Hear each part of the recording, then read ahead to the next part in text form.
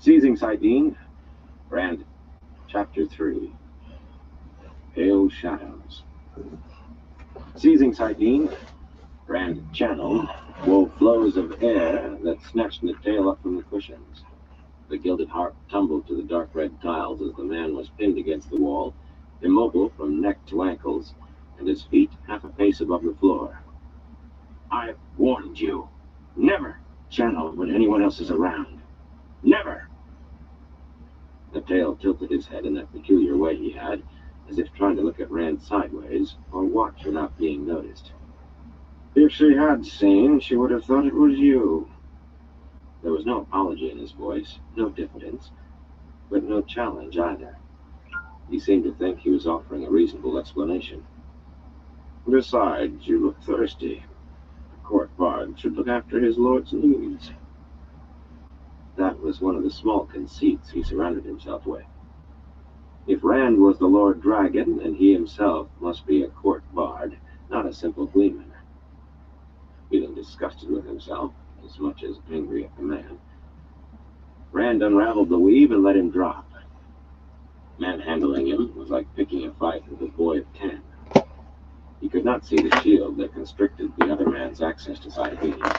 It was female work, but he knew it was there. Moving a goblet was about the extent of the tail's ability now. Luckily, the shield had been hidden from female eyes, too. The tail called the trick inverting. He did not seem able to explain it, though. "And if she'd seen my face and was suspicious, I was as startled as if that goblet had flown at me by itself." Stuck his pipe back between his teeth and sent up furious streams of smoke. "She still wouldn't suspect." Settling back under the cushions, the other man took up the harp again, strumming a line of music that had a devious sound. "How could anyone suspect? I do not entirely believe the situation myself." If there was even a touch of bitterness in his voice, Rand could not detect it. He was not entirely sure he believed it either, though he had worked hard enough for it. The man in front of him, Jason Attale, had another name: Osmodian. Playing the harp, Osmodian did not look like one of the dreaded Forsaken. He was even moderately handsome. Rand supposed he would be attractive to women. It often seemed strange that evil had left no outward mark. He was one of the Forsaken, and far from trying to kill him, Rand hid what he was from Moraine and everyone else. He needed a teacher.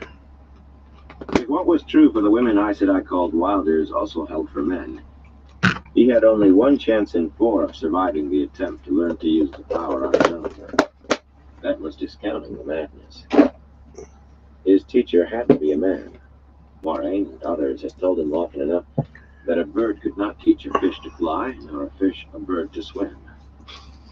And his teacher had to be someone experienced, someone who already knew all the things he needed to learn. With Aes Sedai channeling men who could channel as soon as they were found, and fewer were found every year, that left small choices. A man who had simply discovered he could channel would know no more than he did. A false dragon who could channel, if Rand could find one, not already caught and gentled, would not be likely to give up his own dreams of glory for another claiming to be the dragon reborn. What remained, what Rand had lured to him, was one of the Forsaken. Osmodian plucked at random chords as Rand took a seat on a cushion facing him. It was well to remember that the man had not changed, not inside, from the day so long ago when he had pledged his soul to the Shadow. What he did now, he did under duress. He had not come to the light. Whoever think of turning back the tale? He was always careful of the name. One breath of Osmodian, and Moraine would be sure he had gone over to the Shadow. Moraine, and maybe others. Neither he nor Osmodian might survive that. Rand's hands froze on the strings, his face utterly blank. Turn back. Demandred, Robin, any of them would kill me on sight now, if I was lucky. Except Landre, perhaps. and you will understand if I don't want to put her to the test. Semirag could make a boulder beg for mercy and thank her for death. And as for the Great Lord, the Dark One, Rand broke in sharply around his pipe stem. The Great Lord of the Dark was what Dark Friends called the Dark One. Dark Friends and the Forsaken. Asmodean bowed his head briefly in acquiescence. When the Dark One breaks free. If his face had been expressionless before, now it was bleak in every line. Suffice it to say that I will find Semirhab and give myself to her before I'll face the Dark One's punishment for betrayal. As well, you are here to teach me then. Mournful music began to flow from the harp, speaking of loss and tears. The March of Death, Asmodean said over the music. The final movement of... Hey, Poison, how you doing, bro? Composed some 300 years before the War of Power by... Rand cut him off. You are not... Just doing a little live with some... playing a book before I go to bed. How's your morning going? Every time you try now, until one flow from another. You can shield yourself, and the power does what you want it to. He stopped playing and frowned, not looking at Rand. Do you think Lanfear really intended me to teach you everything? If she had wanted that, she would have contrived to stay close, so she could link us. She wants you to live, Luce Theron. But this time, she means to be stronger than you. Don't call me that, Rand snapped, but Asmodean did not seem to hear. You planned this between... I have my game going too. Rand sensed a surge in Asmodean. The Forsaken were testing the shield Lanfear had woven around him. Women who could channel... Not too bad. ...surrounding another woman who had embraced Thaidar and felt her channeling clearly. But he never saw anything... Doing a little dab. ...who felt little. You worked it out together. Then you let her outfox you on more levels than one. I've told you I'm not a very good player, especially how to link. You did that between you, didn't you? He did look at Rand then, sidelong but still intent. 6:30. Nice. You remember. Of being Luce there, I mean. She said you recalled nothing at all. But she could lie to the Dark One himself. It's time she spoke the truth. Seating himself on one of the cushions, Rand channeled... Can't wait for it to heat up. ...silver goblets to him. Even such a brief touch of Saidin was exhilarating and fun, and hard to release. He did not want to talk about Luce Theron. He was tired of people thinking he was Luce Theron. The bowl of his pipe had grown hot with all the puffing, so he held it by the stem and gestured with it. If linking will help you teach me, why don't we... Asmodean as if he had asked for rocks, then shook his head. I continually forget. You and I cannot. Not without a woman to join us. You could ask the girl. One of them might be able to reason. So long as you don't mind them finding out the word. Don't lie to me, Natal, Rand growled. Well before meeting Natal, he had learned that a man's channeling and a woman's were as different as men and women themselves. But he took little the man said on trust. I've heard Egwene and others talk about Aes Sedai linking their powers. If they can do it, why not you and I? Because we can't. Exasperation filled Asmodean's tone. It's the philosopher. Just gotta why. Clean this out. So I can load another one. In the grand scheme of the pattern, it's hell yeah, definitely appreciate it, bro. We cannot link without them, but they can without us. Up to 13 of them can anyway. Small mercy. After that, let me just put this they down. need men to make the circle larger. Rand was sure he had caught a lie this time. Moraine said that in the Age of Legends, men and women had been equally strong in the power, and she could not lie. He said as much, adding, the 5 powers are equal. My dog, Earth, fire, Snoopy. Air, water, Snoopy. And spirit. The tail strummed a chord for each. They are equal, true, And it is also true that what a man can do with one, a woman can also. In kind, at least. But that has nothing to do with men being stronger. What Maureen believes to be true, she tells as truth, whether or not it is. One of 1,000 weaknesses in those fool oaths. He played a bit of something that did indeed sound foolish. Let me load this Some women have again stronger with a arms fresh than some one. men, but in general, it is the other way around. The same holds There I with got my strength and power, bubble hash in pipe. about the same proportion. Rand nodded slowly. It did make a kind of sense. Elaine and Egwene were considered two of the strongest women to train in the tower for 1,000 years or more. But he had tested himself against them once. And later, Elaine had confessed that she felt like a kitten seized by a mastiff. Osmodian was not finished. Two women link. They do not double their strength. Linking is not as simple as adding together the power of each. But if they are strong enough, they can match a man. And when they take the circle to 13, then you must be wary. 13 women who can barely channel could overpower most men, linked. The 13 weakest women in the tower could overpower you or Save this for just in a minute. Barely breathe hard. Let's do a little I came bubble across a hash. saying in Harataman. The more women there are about, the softer a wise man's steps. It would not be bad to remember it. Rand shivered, thinking of a time when he had been among more than 13 Aes Sedai. Of course, most of them had not known who he was. If they had, if Egwene and Moiraine linked. Did not want to believe Egwene had gone that far toward the tower and away from their friendship. Whatever she does with her whole heart. And she's becoming Aes Sedai. So is Elaine. Swallowing half his wine did not completely wash the thought away. What more can you tell me about the Forsaken?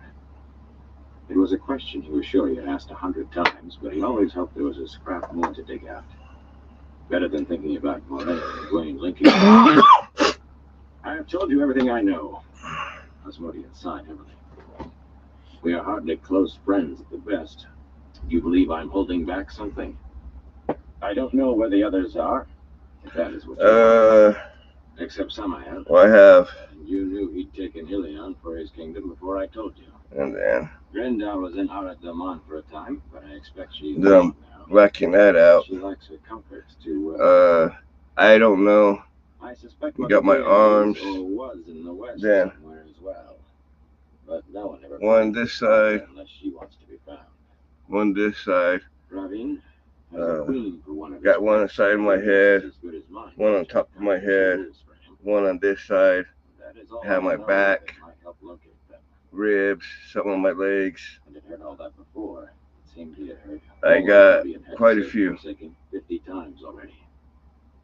So often that at moments it seemed he had always known what the man was telling him. Some of it he almost wished he had never learned. But Semirag found amusing. Because this, I'm blacking out to go over it with scarification to what where they're cut designs with the scalpel in there. Rand could not imagine envying someone enough to do anything because of it, and surely not that. Osmodian claimed it had been the thought of immortality, of endless ages of music that seduced him. He claimed to have been a noted composer of music before. Senseless. Yet in that mass of often blood-chilling knowledge might lie keys to survive in Tarmangaton. Whatever he told Moiraine, he knew he would have to face them then, if not before. Emptying the goblet, he set it on the floor tiles. Wine would not wash out facts. Bead curtain rattled, and he looked over his shoulder as Gashain and I've been at it too for since I was 17, 18, getting tattoos. Another, a man, carried a large silver tray to the table. On it were covered dishes, a silver cup, and two large green-striped pottery pitchers. One would hold wine, the other water. And I'm in my 40s now. Brought in a gilded lamp, already lit, and set it beside the tray. Through the windows, the sky was beginning to take on the yellow red of sunset. In the brief time between baking and freezing, the air actually felt comfortable. Rand stood as the Gaishan departed, but did not follow immediately. What do you think of my chances when the last battle comes? Nice. Japanese Steve, that's always a nice one. Behind his cushions and looked up at him, head tilted in that sideways manner of his.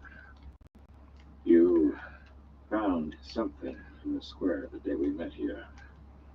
Forget that, Rand said harshly. There had been two, not one. I remember when I started with my tattoos, it was homemade machines. So it was a speaker from a Walkman or stereo, the guitar strings sharpened and straightened. Yeah, so except for that, I started getting a lot of them professionally done after a while. Better than going mad, certainly. I'm as subject to that as you now. You broke the bonds that protected me. There's no bitterness in his voice, Yes. only hopelessness. I still got some room to cover up. Rand demanded. And then What if this it could be one, removed somehow? Would you kill yourself then? I still need to cover that room up. Audience's barked laugh was utterly acid. The shadow take me. You must be beginning to think you really are the blood. Oh yeah, that we sucks. Are dead, both of us, dead. Are you too blind with pride to see it? Or just too thick-witted, you hopeless shepherd? Rand refused to be drawn. Then why not go ahead and end it? He asked in a tight voice. I wasn't too blind to see what you and Lanfear were up to. I wasn't too thick-witted to fool her and trap you. Yeah, the leg hurts. I know the upper thigh does because I got some on my legs. My shin hurt. Still alive. Still not looking at him. Osmodian.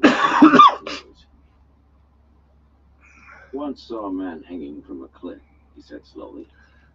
The brink was crumbling under his fingers, and the only thing near enough to grasp was a tuft of grass, a few long blades with roots barely clinging to the rock. The only chance he had of climbing back up on the cliff. So he grabbed it. His abrupt chuckle held no. Nice. Well, I actually got a picture what's on my leg. Did you say that way I don't have to But Asmodian did not answer. As Rand started get undressed or nothing. Because on my upper thigh. Strings of beads fell together behind him, and the 5 maidens who had been waiting in the wide, empty hall flowed easily to their feet from where they had been squatting on the pale blue tiles. They were all but one tall for women, though not for Aiel women. Their leader, Adeline, lacked little more than a hand of being able to look him in the eyes. The exception, a fiery redhead named Delilah, was no taller than Egwene, and extremely touchy about being so short. Like the clan chiefs, their eyes were all blue or gray or green, and their hair, light brown or yellow or red, was cut short except for a tail at the nape of the neck. Full quivers balanced the long-bladed knives at their belts, and they wore cased horn bows on their backs. Each carried 3 or 4 short, long-bladed spears and a round bullhide buckler.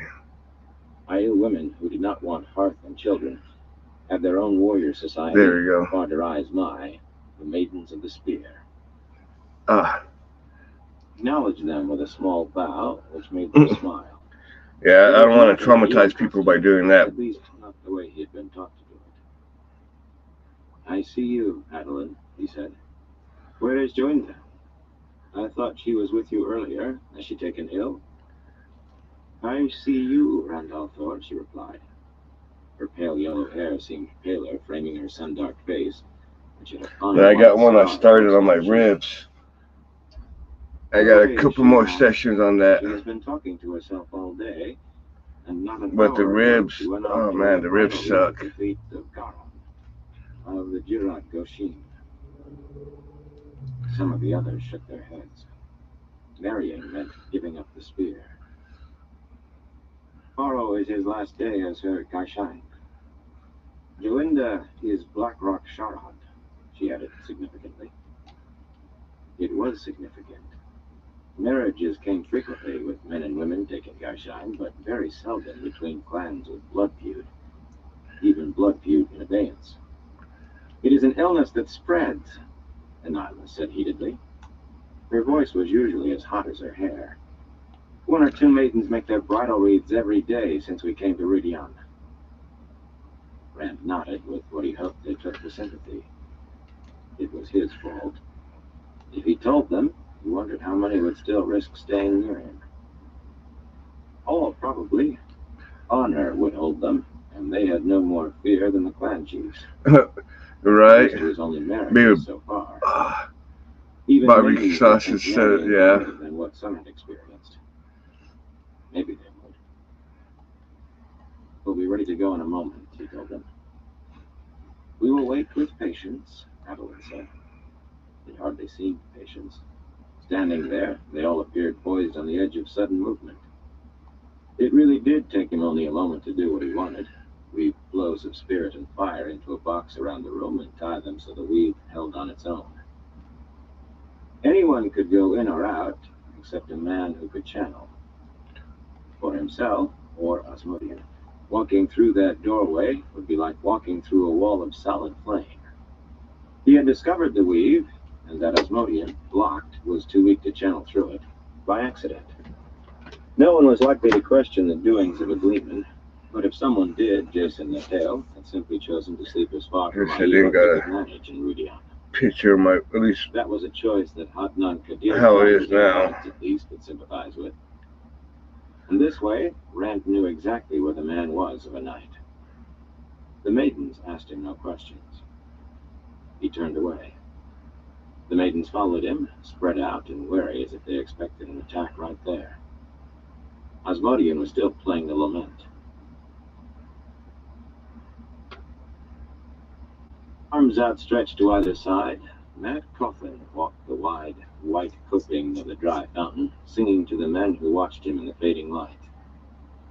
We'll drink the wine till the cup is dry, and kiss the girls so they'll not cry, and toss the dice until we fly to dance with Jack of the Shadows. Pierre felt cool after the day's heat. He thought briefly of buttoning up his fine green silk coat with the golden embroidery, but the drink the Aiel called usquai had put a buzz in his head like giant flies, and the thought flittered away. The white stone figures of 3 women stood on a platform in the dusty basin, 20 feet tall and unclothed. Each had been made with one hand upraised, the other holding a huge stone jar tilted over her shoulder for water to pour from. But one was missing her head and upraised hand, and on another, the jar was a Trying to find that of my my ribs. Dance all night till the moon runs free, and dandle the lasses upon our knee, and then you'll ride along with me to dance with Jack of the Shadows. Fine song to be singing about death, one of the wagon drivers shouted in a heavy Lugarder accent. Kadir's men kept themselves in a tight knot apart from the Aiel men around the fountain. They were all tough, hard-faced men, but every one was sure any Aiel would slit his throat for a wrong glance. They were not far wrong. I heard my old grandmother talk about Jack of the Shadows, the big-eared Lugarder went on. 'Tis a right to sing about death that way. Matt Musley considered the song he had been singing and grimaced. No one had heard Dance with Jack of the Shadows since Aldashar fell. In his head, he could still hear the defiant song rising as the Golden Lions launched their last futile charge at Arthur Hawkwing's encircling army. Hell yeah. Appreciate you stopping by. Babbling it in the old tongue. He was not as juicy as he looked by half, but there had indeed been too many cups of usquai. The stuff looked and tasted like brown water, but it hit your head like a mule's kick. The rain will pack me off to the tower yet if I'm not careful. At least it would get me out of the waste and away from Rand. Maybe he was drunker than he thought, if he considered that a fair trade. He shifted to Tinker in the kitchen. Tinker in the kitchen, with a job of work to do, mistress up above, slipping on a robe of blue. She dances down the staircase, her fancy all so free, crying, Tinker, oh dear Tinker, won't you mend the pot for me? Some of Kadir's men joined in the song as he danced back to where he had begun. The Aiel did not. Among them, men did not sing except for battle chants or laments for the slain, and neither did maidens, except among themselves. The men were squatting on the coping, showing none of the effects of the Usquai they consumed, unless their eyes were the faintest bit glassy. He would be glad to get back where light-colored eyes were a rarity. Growing up, he had not seen anything but brown or black, except on Rand. A few pieces of wood, worm-holed arms and legs from chairs, lay on the broad paving stones in the area left open by the watchers. An empty red pottery crock lay beside the cook, and another that still held Usquai, and a silver cup. The game was to take a drink, then try to hit a target thrown into the air with a knife. None of Kadir's men and few of the Aiel would dice with him, not when he won as often as he did. And they did not play at cards. Knife throwing was supposed to be different, especially with Usquai added in. He had not won as often as he did with dice, but half a dozen worked gold cups and 2 bowls lay inside the basin beneath him, along with bracelets and necklaces set with rubies or moonstones or sapphires, and a scattering of coins as well. His flat-crowned hat and an odd spear with a black haft rested beside his winnings. Some of it was even Aiel made. They were more likely to pay for something with a piece of loot than with a coin. One of the Aiel on the coping looked up at him as he cut off singing. A white scar slanted across his nose. "You are nearly as good with knives as you are with dice, Matron Coffin. Shall we call it an end? The light is fading." "There's plenty of light." Matt squinted at the sky. Pale shadows covered everything here in the valley of Rudion, but the sky was still light enough to see against, at least. "My grandmother could make the throw in this. I can make it blindfolded." Jenric, the other squatting Aiel, peered around the onlookers. "Are there women here?" Built like a bear, he considered himself a wit. "The only time a man talks like that is when there are women to impress." The maidens scattered through the crowd laughed as hard as anyone else, and maybe harder. "You think I can't?" Matt muttered, ripping off the dark scarf he wore around his neck to hide the scar where he had once been hung. "Just shout now when you throw it up, Corman." Hastily, he tied the scarf around his eyes and drew one of his knives from his sleeve. The loudest sound was the watcher's breathing. Not drunk, and juicier than a fiddler's whelp. And yet he suddenly felt his luck, felt that surge the way he did when he knew which spots would show before the dice stopped tumbling. It seemed to clear his head a little. "Throw it," he murmured calmly. "Now," Corman called, and Matt's arm whipped back, then forward. In the stillness, the thunk of steel stabbing wood was as loud as the clatter of the target on the pavement. No one said a word as he pulled the scarf back down around his neck. A piece of a chair arm, no bigger than his hand, lay in the open space, his blade stuck firmly in the middle. Corman had tried to shave the odds, it appeared. Well, he had never specified the target. He suddenly realized he had not even made a wager. Finally, one of Kadir's men half-shouted, "The Dark One's own luck, that." "Luck is a horse to ride like any other," Matt said to himself, no matter where it came from. Not that he knew where his luck came from. He only tried to ride it as best he could. As quietly as he had spoken, Jenric frowned up at him. "What was that you said, Matron Coffin?" Had opened his mouth to repeat himself, then closed it again as the words came clear in his mind. "Senesovia Kabadonde, in Dovinia." The old tongue. "Nothing," he muttered. "Just talking to myself." The onlookers were beginning to drift away. "I guess the light really is fading too much to go on." Corman put a foot on the piece of wood to wrench Matt's knife free and brought it back to him. "Sometime again, maybe, Matron Coffin. Someday." That was the Aiel way of saying never, when they did not want to say it right out.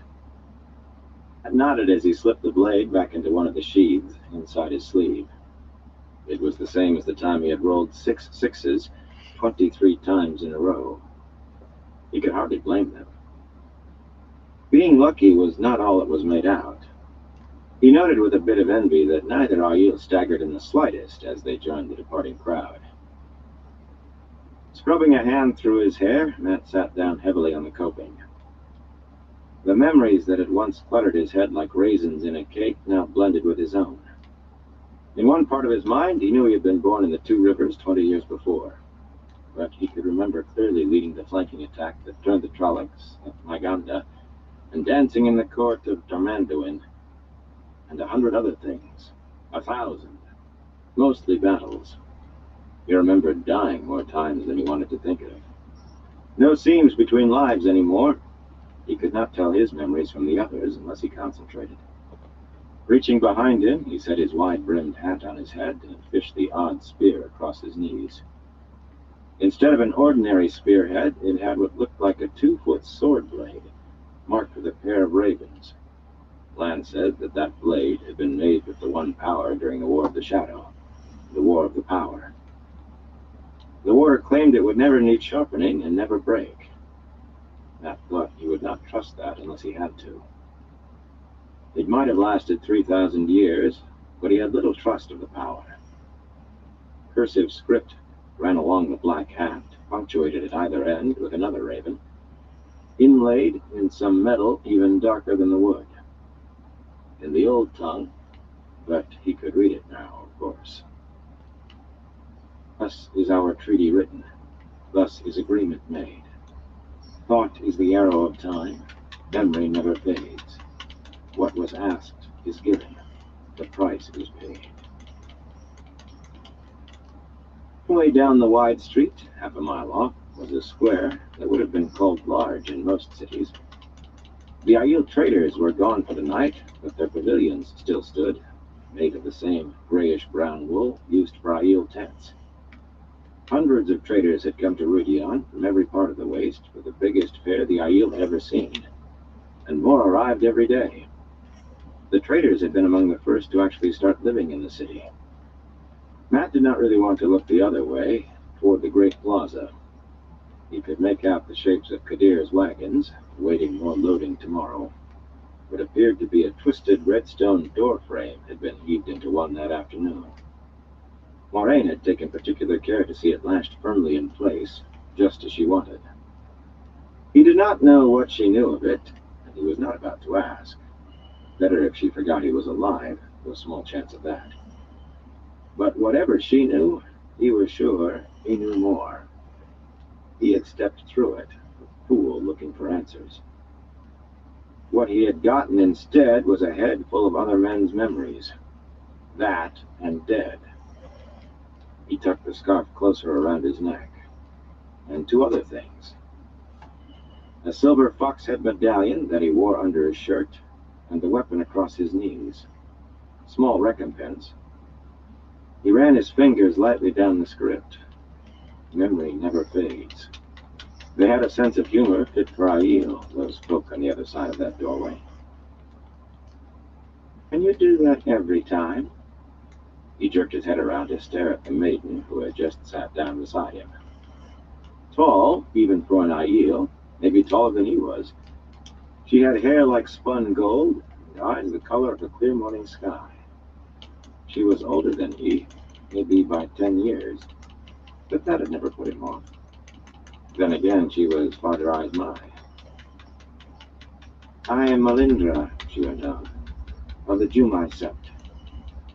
Can you do that every time? She meant the knife throwing, he realized. She gave her sept, but no clan. Aiel never did that, unless... It had to be one of the Shido maidens who had come to join Rand. He did not really understand all this about societies, but as for Shido, he remembered them trying to stick spears in him too well. Couladin did not like anyone associated with Rand, and what Couladin hated, the Shido hated. On the other hand, Melindra had come here to Rudion, a maiden. But she wore a small smile. Her gaze held an inviting light. Most of the time, he said truthfully. Even when he did not feel it, his luck was good. When he did, it was perfect. She chuckled, her smile widening, as if she thought he was boasting. Women seemed to make up their minds whether you were lying without looking at the evidence. On the other hand, if they liked you, they either did not care or else decided even the most outrageous lie was true. Maidens could be dangerous, whatever their clan. Any woman could. He had learned that on his own. But Melindra's eyes were definitely not just looking at him. Dipping into his winnings, he pulled up a necklace of gold spirals, each centered on a deep blue sapphire, the largest as big as the joint of his thumb. He could remember a time, his own memory, when the smallest of those stones would have made him sweat.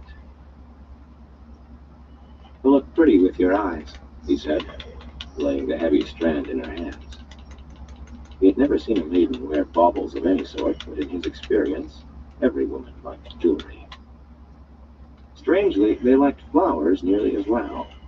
He did not understand it, but then he was willing to admit that he understood women less than he did his luck, or what had happened on the other side of that twisted doorway. "Very fine work," she said, holding it up. "I accept your offer." The necklace disappeared into her belt pouch, and she leaned over to push his hat back on his head. Her eyes are pretty, like dark polished cat's eye. She twisted around to pull her feet up onto the coping, and sat with her arms wrapped around her knees, studying him intently. "My spear sisters have told me about you." Matt pulled his hat back into place and watched her warily from under the brim. What had they told her? And what offer? It was only a necklace. The invitation was gone from her eyes. She looked like a cat studying a mouse. That was the trouble with maidens of the spear. Sometimes it was hard to tell whether they wanted to dance with you, kiss you, or kill you. The street was emptying, the shadows deepening, but he recognized Rand slanting across down the way, pipe clenched between his teeth. He was the only man in Rudion likely to be walking with a fistful of Parderaz Mai. They're always around him, Matt thought, guarding him like a pack of she-wolves, leaping to do whatever he says. Some men might have envied him that much, at least. Not Matt. Not most of the time. If it had been a pack of girls like Cassandra. "Excuse me for a moment," he told Melindra, hurriedly. Leaning his spear against the low wall around the fountain, he leaped up, already running. His head still buzzed, but not so loudly as before, and he did not stagger. He had no worries about his winnings. The Aiel had very definite views of what was allowed. Taking in a raid was one thing, theft another. Kadir's men had learned to keep their hands in their pockets after one of them had been caught stealing.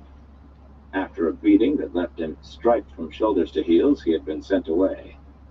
The one water bag he had been allowed would not have been nearly enough for him to reach the dragon wall, even if he had had any clothes on.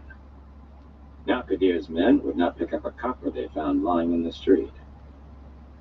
"Rand?" The other man walked on with his encircling escort. "Rand!" Rand was not even 10 paces away, but he did not waver. Some of the maidens looked back, but not Rand. Matt felt cold suddenly, and it had nothing to do with the onset of night. He wet his lips and spoke again, not a shout. "Loose Theron!" And Rand turned around. Matt almost wished he had not. For a time they only looked at one another in the twilight. Matt hesitated about going closer. He tried telling himself it was because of the maidens. Adeline had been one of those who taught him the so-called game Maiden's Kiss that he was never likely to forget, or play again if he had any say in it. And he could feel Anila's gaze like an auger boring into his skull. Who would have expected a woman to go up like oil thrown on a fire just because you told her she was the prettiest little flower you had ever seen? Rand now. He and Rand had grown up together. They and Theron, the blacksmith's apprentice back in Emmons Field, had hunted together, fished together, tramped through the sandhills to the edge of the mountains of mist, camped under the stars. Rand was his friend. Only now he was the kind of friend who might bash your head in without meaning to. Theron could be dead because of Rand. He made himself walk to arm's reach of the other man. Rand was nearly a head taller, and in the early evening gloom, he seemed taller yet, colder than he had been. "Been thinking, Rand." Matt wished he did not sound hoarse. He hoped Rand would answer to his right name this time. "I've been away from home a long time." "We both have," Rand said softly. "A long time." Suddenly he gave a laugh, not loud, but almost like the old Rand. "Are you beginning to miss milking your father's cows?" Matt scratched his ear, grinning a bit. "Not that, exactly. If he never saw the inside of another barn, it would be too soon. But I was thinking that when Kadir's wagons go, I might go with them." Rand was silent. When he spoke again, the brief flash of mirth was gone. "All the way to Tarvalin?" It was Matt's turn to hesitate. "He wouldn't give me away to Moraine, would he?" "Maybe," he said casually. "I don't know. That's where Moraine will want me. Maybe I'll find a chance to get back to the Two Rivers. See if everything's all right at home. See if Perrin's alive. See if my sisters are, and Mother, and Da. We all have to do what we must, Matt. Not what we want to, very often. What we must." It sounded like an excuse to Matt, as if Rand was asking him to understand. Only he had done what he had to himself a few times. "I can't blame Perrin on him, not by himself. Nobody bloody forced me to follow after Rand like some bloody heel hound." Only that was not true either. He had been forced, just not by Rand. "You won't stop me leaving?" "I don't try to tell you to come or go, Matt," Rand said wearily. "The wheel weaves the pattern, not me. And the wheel weaves as the wheel wills." "Pull the world like a bloody Aes Sedai." Half turning to go, Rand added, "Don't trust Kadir, Matt. In some ways, he's about as dangerous a man as you ever met. Don't trust him an inch, or you might get your throat slit. And you and I wouldn't be the only ones to regret that." Then he was gone, down the street in the deepening dusk, with the maidens around him like slinking wolves. I stared after him. Trust the merchant? I wouldn't trust Kadir if he was tied in a sack. So Rand did not weave the pattern. He came close. Before ever any of them learned that the prophecies had anything to do with them, they had learned that Rand was Taviran, one of those rare individuals who, instead of being woven willy-nilly into the pattern, instead forced the pattern to shape itself around them. Matt knew about being Taviran. He was one himself, though not as strong as Rand. Sometimes Rand could affect people's lives, change the course of them, just by being in the same town.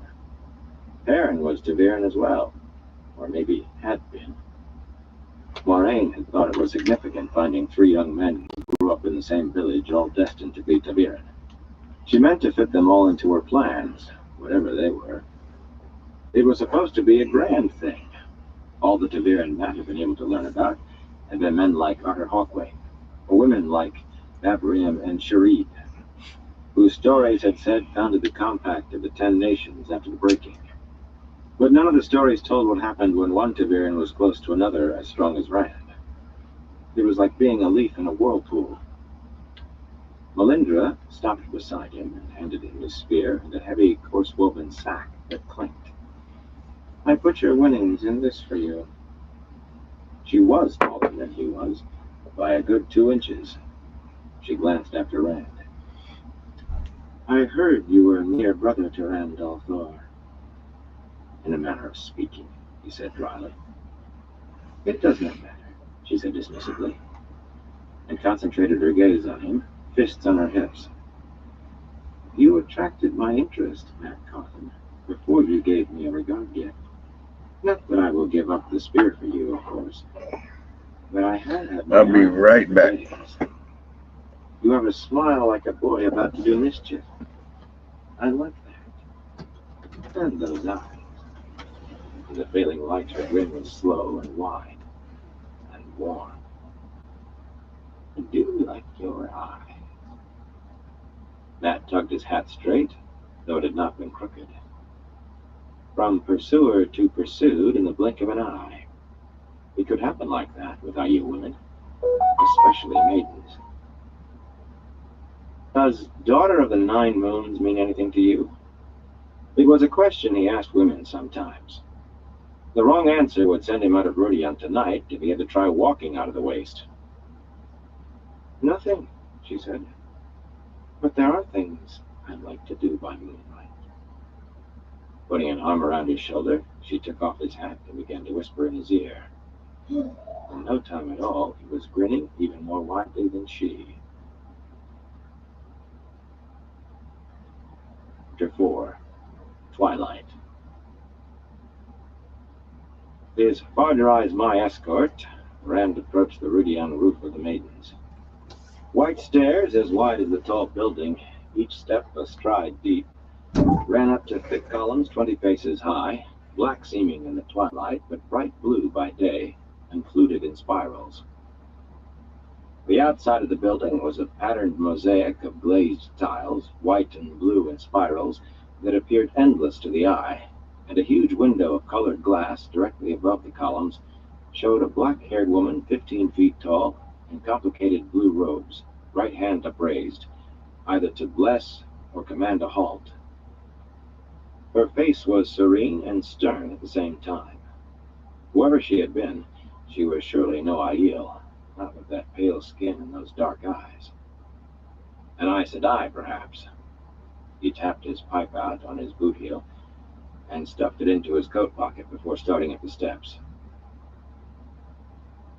Except for Gaishain, men were not allowed beneath the roof of the Maidens. Not any man, not at any hold in the waste. A chief or a maiden's bloodkin could die trying, though in fact no Aielman would ever think of it. It was the same for any society. Only members and the Gaishain were allowed inside. The two maidens standing guard at the tall bronze doors flashed maiden hand talk at one another, cutting their eyes in his direction as he came through the columns, then shared a small grin. He wished he knew what they had said.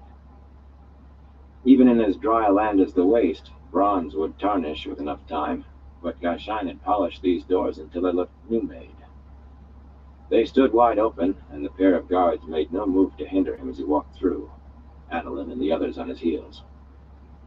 The wide, white-tiled corridors and great rooms inside were full of maidens sitting about on bright cushions, talking, tending to weapons, playing cat's cradle or stones or thousand flowers, an Aiel game that involved laying out patterns of flat bits of stone carved with what seemed 100 different symbols. Of course, a profusion of Gaishain moved smoothly about their chores, cleaning, serving, mending, seeing to oil lamps that ranged from simple glazed pottery to gilded loot from somewhere to the tall stand lamps that had been found in the city. In most rooms, colorful carpets and bright tapestries covered the floors and walls in nearly as many patterns and styles as there were carpets and tapestries. The walls and ceilings themselves were detailed mosaics of forests and rivers and skies that had never been seen in the waste. Young or old, the maidens smiled when they saw him, and some nodded familiarly, or even patted his shoulder. Others called out, asking how he was, had he eaten, would he like the Gaishain to bring him wine or water. He responded briefly, though with answering smiles. He was well, and neither thirsty or hungry. He kept walking, not even slowing when he spoke. Slowing would lead inevitably to stopping, and he was not up to that tonight. Father Ismai had adopted him, after a fashion. Some treated him as a son, others as a brother. Age seemed not to come into it. Women with white in their hair might talk to him as a brother over tea, while maidens no more than a year older than he tried to make sure he wore the proper clothes for the heat. There was no avoiding the mothering. They simply did it, and he could not see how to make them stop, short of using the power against the whole lot of them. He had thought of trying to have another society provide his guards, Shane and Thal, the Stone Dogs perhaps, or Ethan Dor, the Red Shields. Ruark had been a Red Shield before becoming chief. Only what reason could he possibly give? Not the truth, certainly. Just thinking about explaining that to Ruark and the others made him uncomfortable. Aiel humor being what it was, even sour old Han would likely break his ribs laughing. Any reason at all would probably offend the honor of every last maiden. At least they rarely mothered him except under the roof, where there was no one to see but themselves, and Gashain, who knew better than to speak of anything that happened there. The maidens, he had once said, carry my honor. Everyone remembered that, and the maidens were as proud of it as if he had given them all thrones. But it had turned out that they carried it in a manner they chose. Adeline and the other four left him to join their friends, but he was hardly alone as he climbed higher in the building, along curving flights of wide white stairs. He had to answer the same questions at practically every step. No, he was not hungry. Yes, he knew he was not used to the heat yet, and no, he had not spent too much time in the sun. He bore it all patiently, but he did heave a sigh of relief when he reached the second story above the huge window. Here, there were no maidens and no Gashain in the broad hallways or on the stairs that led on upward. The bare walls and empty chambers emphasized the absence of people. But after traversing the floors below, he found solitude a blessing. His bedroom was a windowless chamber near the center of the building, one of the few that was not huge, though its ceiling still reached high enough to make height the room's longest dimension. What it had been meant for originally, he had no idea. A mosaic of vines around the small fireplace was the only ornamentation. A servant's room, he would have said, but servants' rooms did not have a door sheathed in bronze, however plain, that he pushed most of the way shut. Gashain had polished it to a dull gleam. A few tasseled cushions lay scattered on the blue floor tiles for sitting, and a thick pallet atop bright layered rugs for sleeping. A simple blue-glazed pitcher of water and a dark green cup sat on the floor near the bed. That was it, except for two three-pronged stand lamps, already lit, and a case-high pile of books in one corner. With a tired sigh, he lay down on the pallet, still in his coat and boots. No matter how he shifted, it was not much softer than sleeping on the bare floor. Heinz chill was already setting, but he did not bother to light the dry cow dung on the hearth. He was readier to face the cold than the smell. Asmodean had tried to show him a simple way to keep the room warm. Simple, but something the man did not have enough strength to do himself. The one time Rand had tried it, he had awakened in the middle of the night, gasping for breath, while the edges of the rugs smoldered from the heat of the floor. He had not made another attempt. He had chosen this building for his quarters because it was whole and near to the plaza. Its great high ceilings gave a semblance of coolness, even to the hottest part of the day, and its thick walls kept out the worst of the cold at night. It had not been the roof of the maidens then, of course. One morning he simply awakened to find it so. Maidens in every room on the first two floors, and their guards on the doors. It had taken him a while to realize that they intended the building for their society's roof in Rudian. They had expected him to continue to stay. In fact, they were ready to move the roof wherever he went. That was why he had to meet the clan chiefs elsewhere. The best he had been able to manage was to make the maidens agree to stay below the floor where he slept. That had amused them all no end.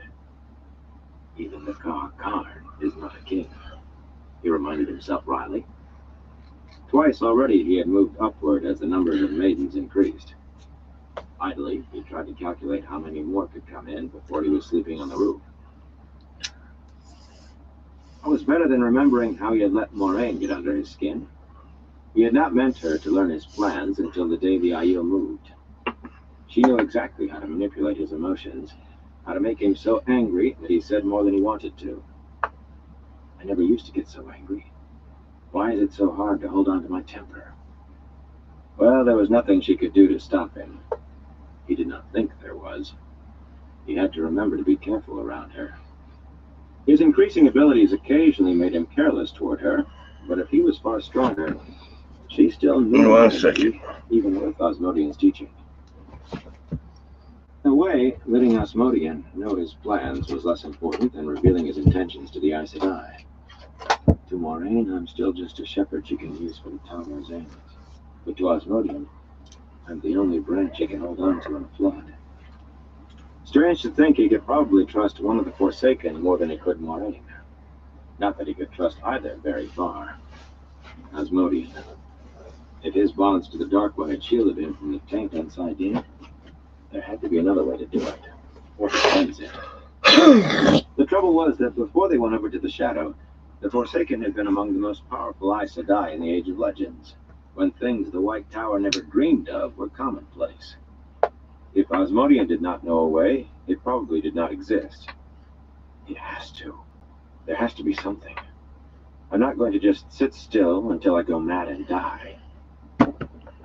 That was plain foolish. Prophecy had made a rendezvous for him at Sheol Ghul. When, he did not know. But afterward, he would not have to worry about going mad any longer. He shivered and thought about unfolding his blankets. The faint sound of soft-soled footsteps in the hall snapped him upright. I told them, if they can't... The woman who pushed open the door, her arms full of thick wool blankets, was not anyone he expected.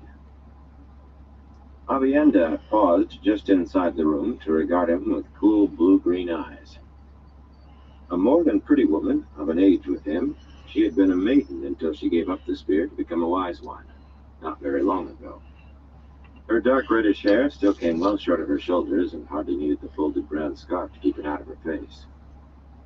She seemed a bit awkward with her brown shawl, a bit impatient with her full gray skirts.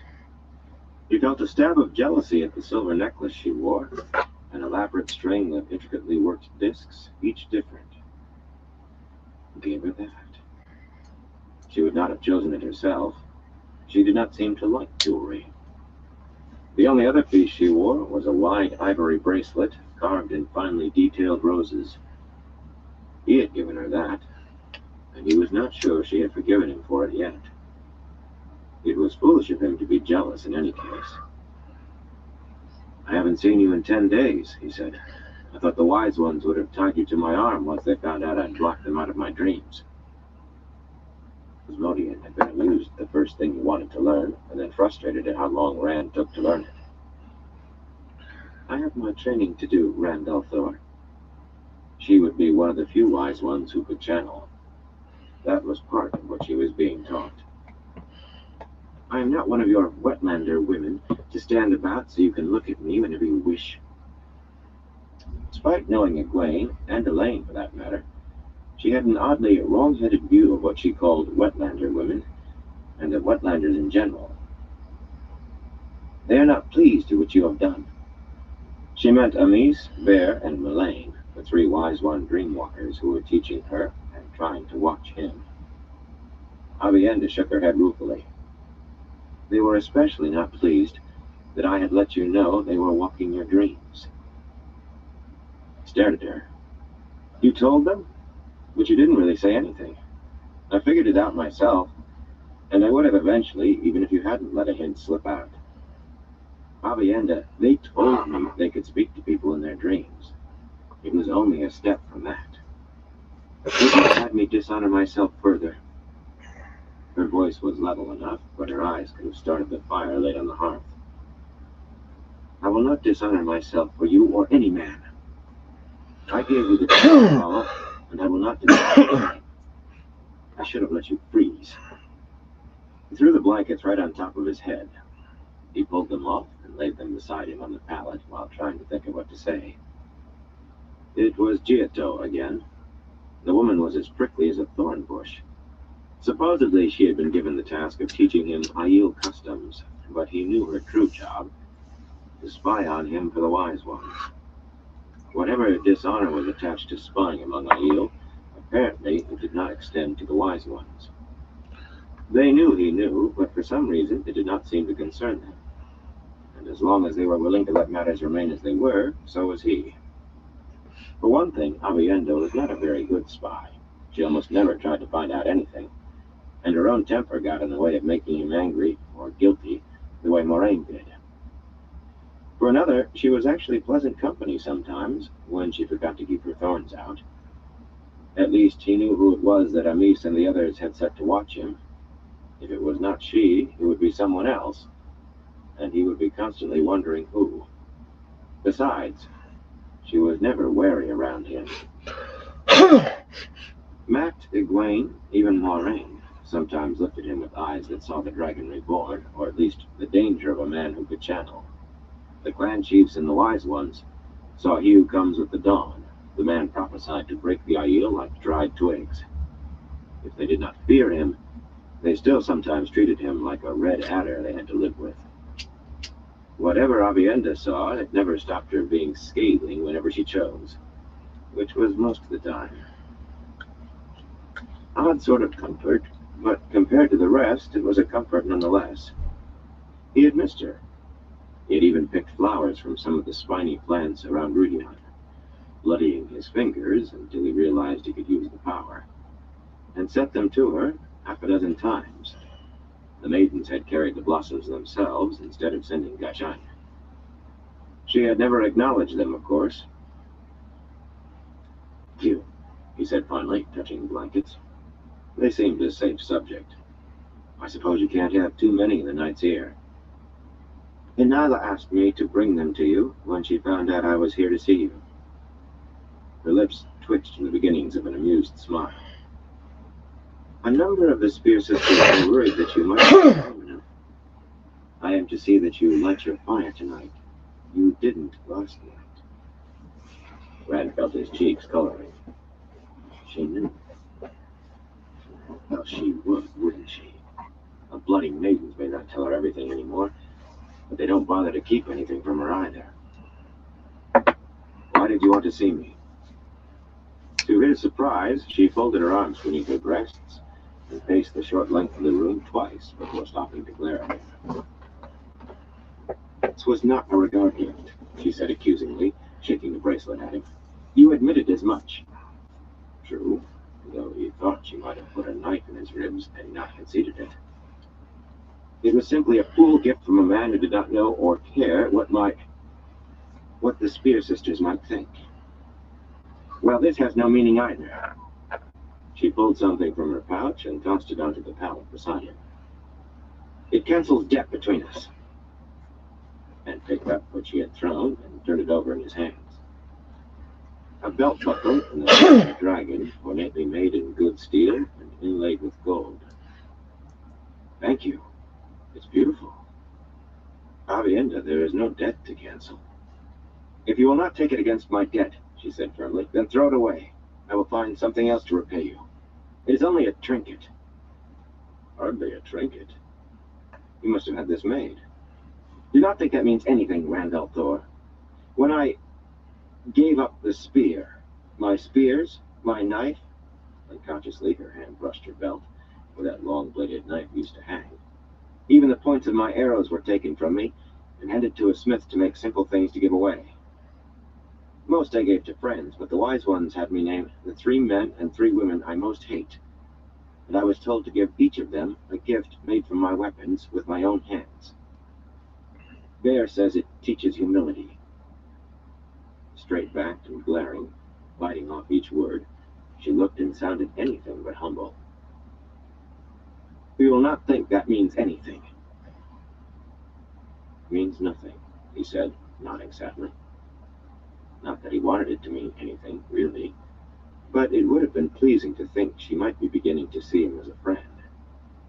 It was plain foolish to feel jealousy over her. The end of it. "Was I one of those you hate so much?" "Yes, Randall Thor." She suddenly sounded hoarse. For a moment she turned her face away, eyes shut and quivering. "I hate you with all my heart. I do. And I always will." He did not bother to ask why. Once he had asked her why she disliked him and practically had his nose snapped off. She had not told him, though. But this was more than a dislike she sometimes seemed to forget. "If you really hate me," he said reluctantly, "I will ask the wise ones to send someone else to teach me." "No!" "But if you—" "No!" If anything, her denial was even more fierce this time. She planted her fists on her hips and lectured as if she meant to drive every word home in his heart. "Even if the wise ones allowed me to stop, I have told, obligation and duty, to my near sister Elaine to watch you for her. You belong to her, Randall Thor. To her and no other woman. Remember that. Felt like throwing up his hands. At least this time she was not describing to him how Elaine looked without any clothes. Some IU customs took even more getting used to than others. Sometimes wondered if she and Elaine had agreed on this watching between them. He could not believe it, but then again, even women who were not IU were odd as often as not. More than that, he wondered who Alienda was protecting him from. Except for the maidens and the wise ones, IU women seemed to look at him half as prophecy made flesh, and thus not really flesh at all, and half as a blood snake loose among children. Wise ones were nearly as bad as Moraine when it came to trying to make him do what they wanted, and the maidens he did not want to think about. The whole thing made him furious. You listen to me. I kissed Elaine a few times, and I think she enjoyed it as much as I did. But I haven't promised to anyone. I'm not even sure she wants that much from me anymore. In the space of a few hours, she had written him 2 letters. One called him the dearest light of her heart before going on to make his ears burn, while the other named him a cold-hearted wretch she never wanted to see again, and then proceeded to rip him up one side and down the other. Better than Avienda ever had. Women were definitely odd. I don't have time to think about women anyway. The only thing on my mind is uniting the Aiel, even the Shido if I can. He cut off with a groan, as the very last woman he could have hoped for swayed into the room in a clatter of jewelry, carrying a silver tray with a blown glass flagon of wine and 2 silver cups. A diaphanous red silk scarf wrapped around Descendra's head did nothing to hide her palely beautiful heart-shaped face. Her long dark hair and dark eyes never belonged to any idea. Her full pouting lips were curved enticingly until she saw Avienda. Then the smile faded to a sickly thing. Aside from the scarf, she had on a dozen or more necklaces of gold and ivory, some set with pearls or polished gems. As many bracelets weighted each wrist, and even more bunched around her ankles. That was it. She wore not another thing. He made himself keep his eyes strictly on her face, but even so his cheeks felt hot.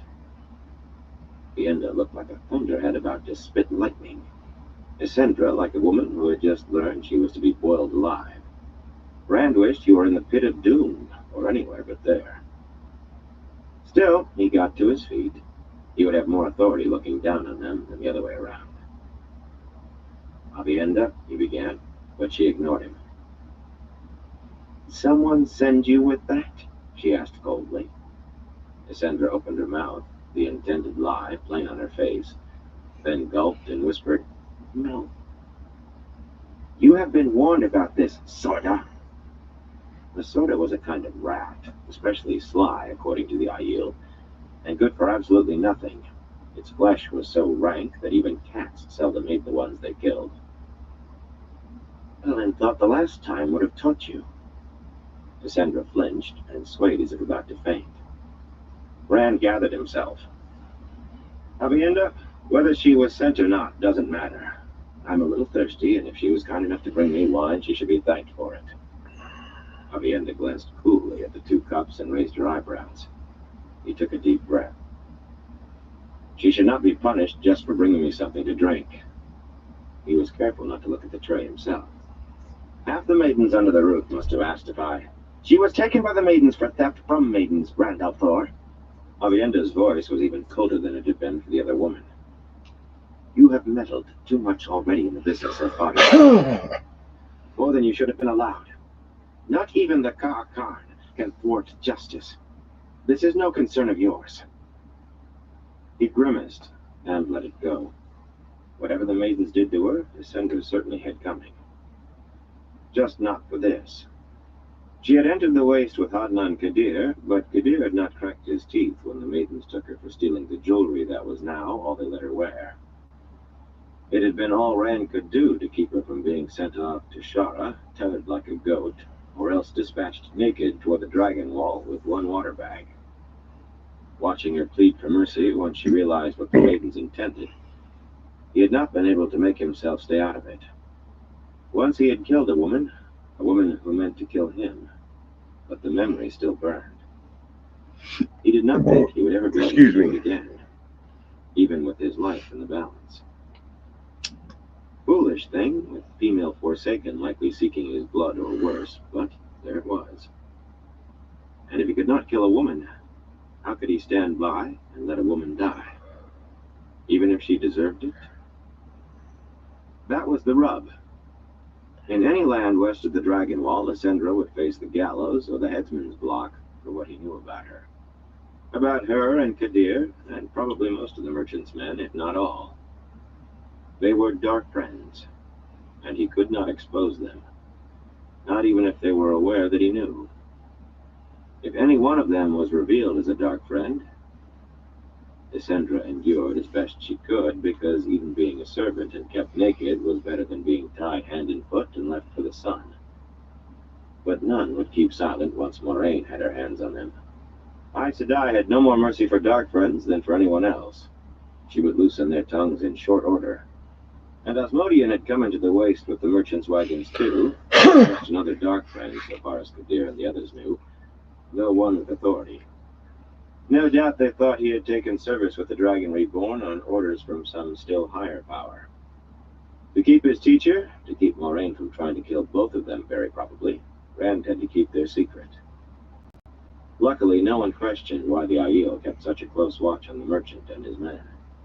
Moraine thought it was the usual Aiel suspicion of outsiders in the waste, magnified by them being in Rudian.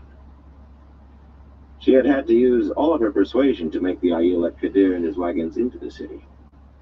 The suspicion was there. Ruark and the other chiefs likely would have set guards even if Rand had not asked.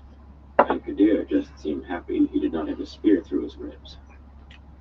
Rand had no idea how he was going to resolve the situation, or if he could. It was a fine mess.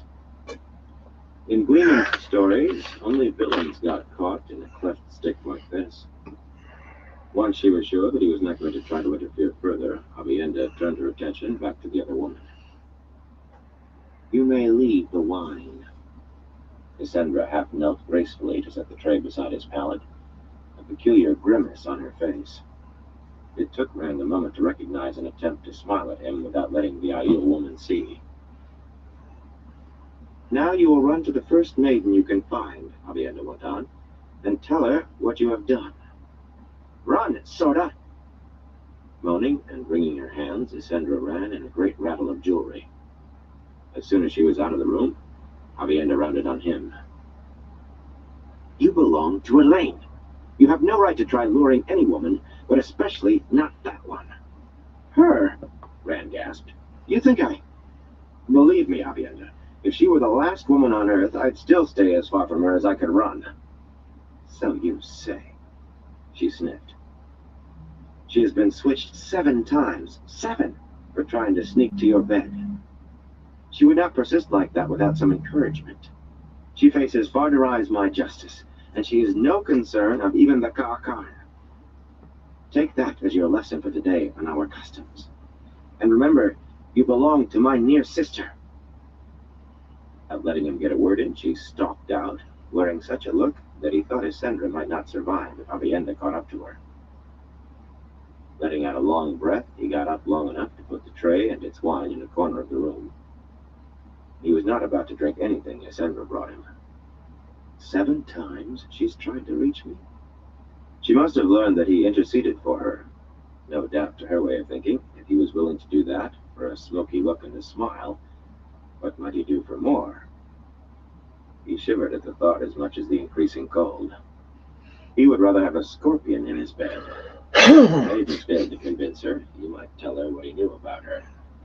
That should put an end to any schemings.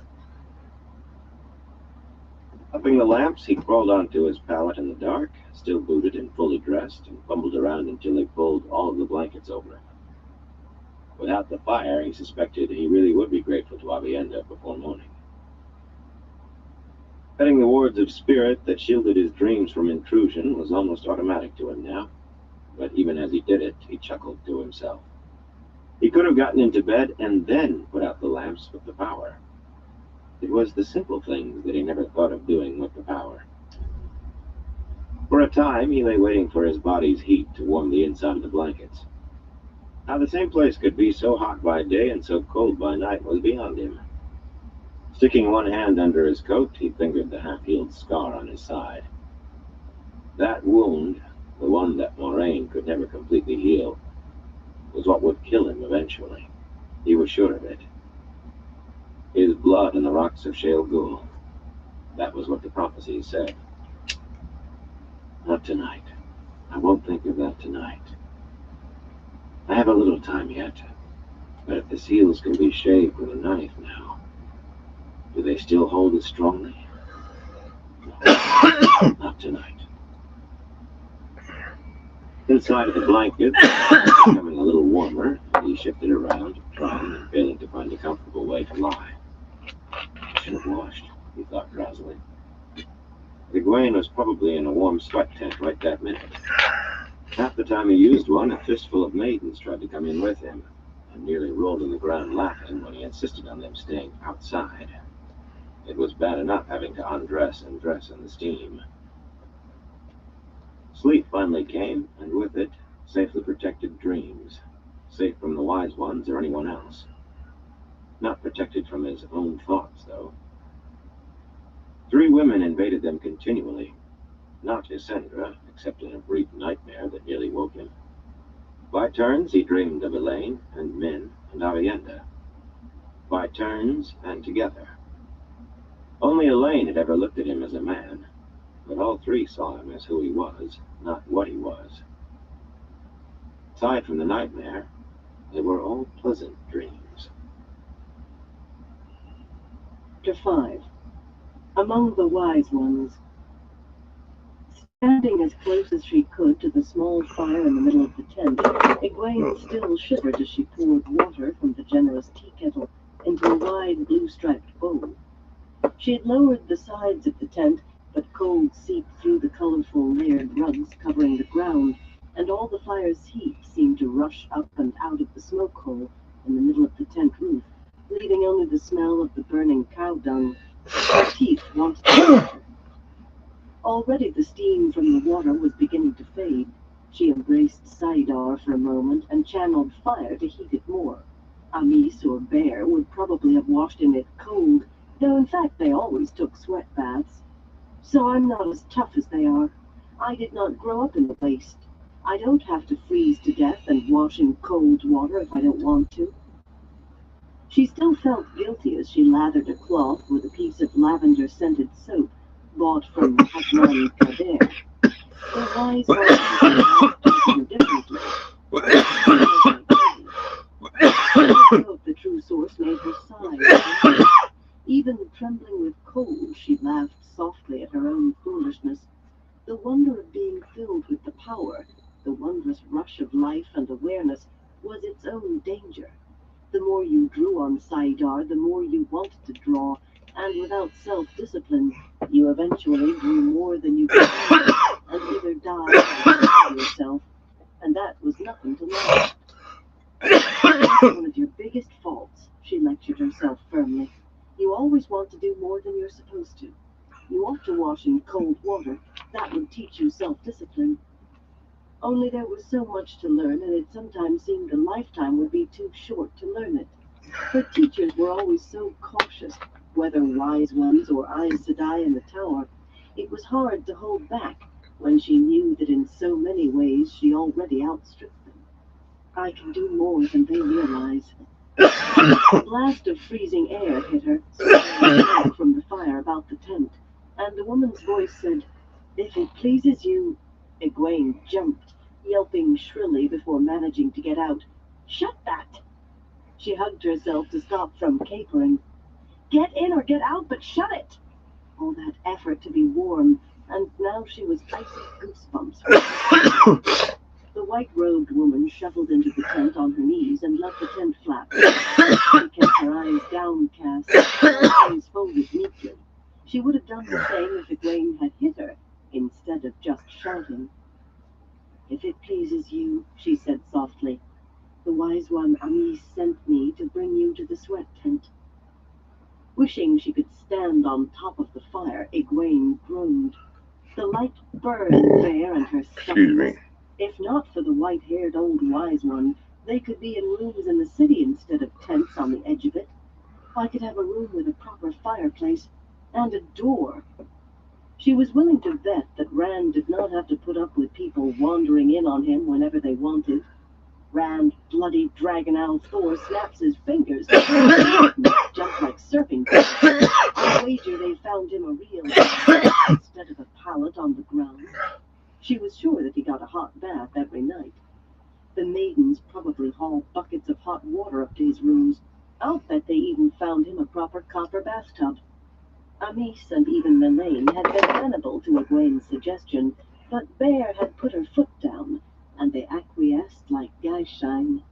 Egwene supposed that with Rose bringing so much change, she wanted to hold on to as much of the old ways as she could, but she wished the woman could have chosen something else to be intractable over. There was no thought of refusing. She had promised the wise ones to forget that she was Aes Sedai, the easy part, since she was not, and do exactly as she was told. That was the hard part. She'd been away from the tower long enough to become her own mistress again.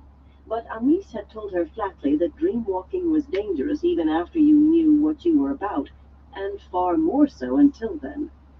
If she would not obey in the waking world, they could not trust her to obey in the dream, and they would not take the responsibility. So she did chores right along with Avienda, accepted chastisement with as good a grace as she could muster, and hopped whenever Amis or Melaine or Bear said frog, in a manner of speaking. None of them had ever seen a frog. Not that they'll want anything but for me to hand them their tea. No, it would be Avienda's turn to do that tonight. For a moment she considered donning stockings, but finally just bent to slip on her shoes. Sturdy shoes, suitable for the waist. She rather regretted the silk slippers she had worn in Tyr. "What is your name?" she asked, trying to be companionable. "Cowinda," was the docile reply. Egwene sighed. She kept trying to be friends with the Guyshine, but they never responded. Servants were one thing she had not had a chance to get used to, though of course Guyshine were not precisely servants. "You were a maiden?" A quick, fierce flash of deep blue eyes told her that her guess was correct, but just as quickly they lowered again. "I am Guyshine. Before and after are not now, and only now exists." "What is your sept and plan?" Usually there was no need to ask, not even with Guyshine. "I serve the wise one Melaine of the Girard sept, of the Gauchien Aiel." Trying to choose between two cloaks, a stout brown woolen and a blue quilted silk she had purchased from Kader, the merchant had sold everything in his wagons to make room for Moiraine's freight, and at very good prices. Egwene paused to frown at the woman. That was no proper response.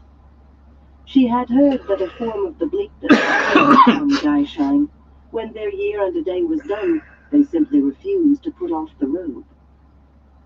"When is your time up?" she asked. Cowinda crouched lower, almost huddling over her knees. "I am Guyshine. But when will you be able to return to your sept, to your own hold?" "I am Guyshine," the woman hoarsely told the rugs in front of her face. "If the answer displeases, punish me, but I can give no other." "Don't be silly," Egwene said. "And straight you are the toad."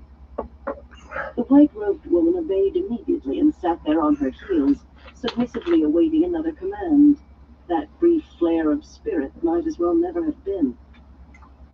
Egwene took a deep breath. The woman had made her own accommodation with the bleakness. A foolish one, but nothing she could say would change it. Anyway, she was supposed to be on her way to the sweat tent, not talking with Cowinda.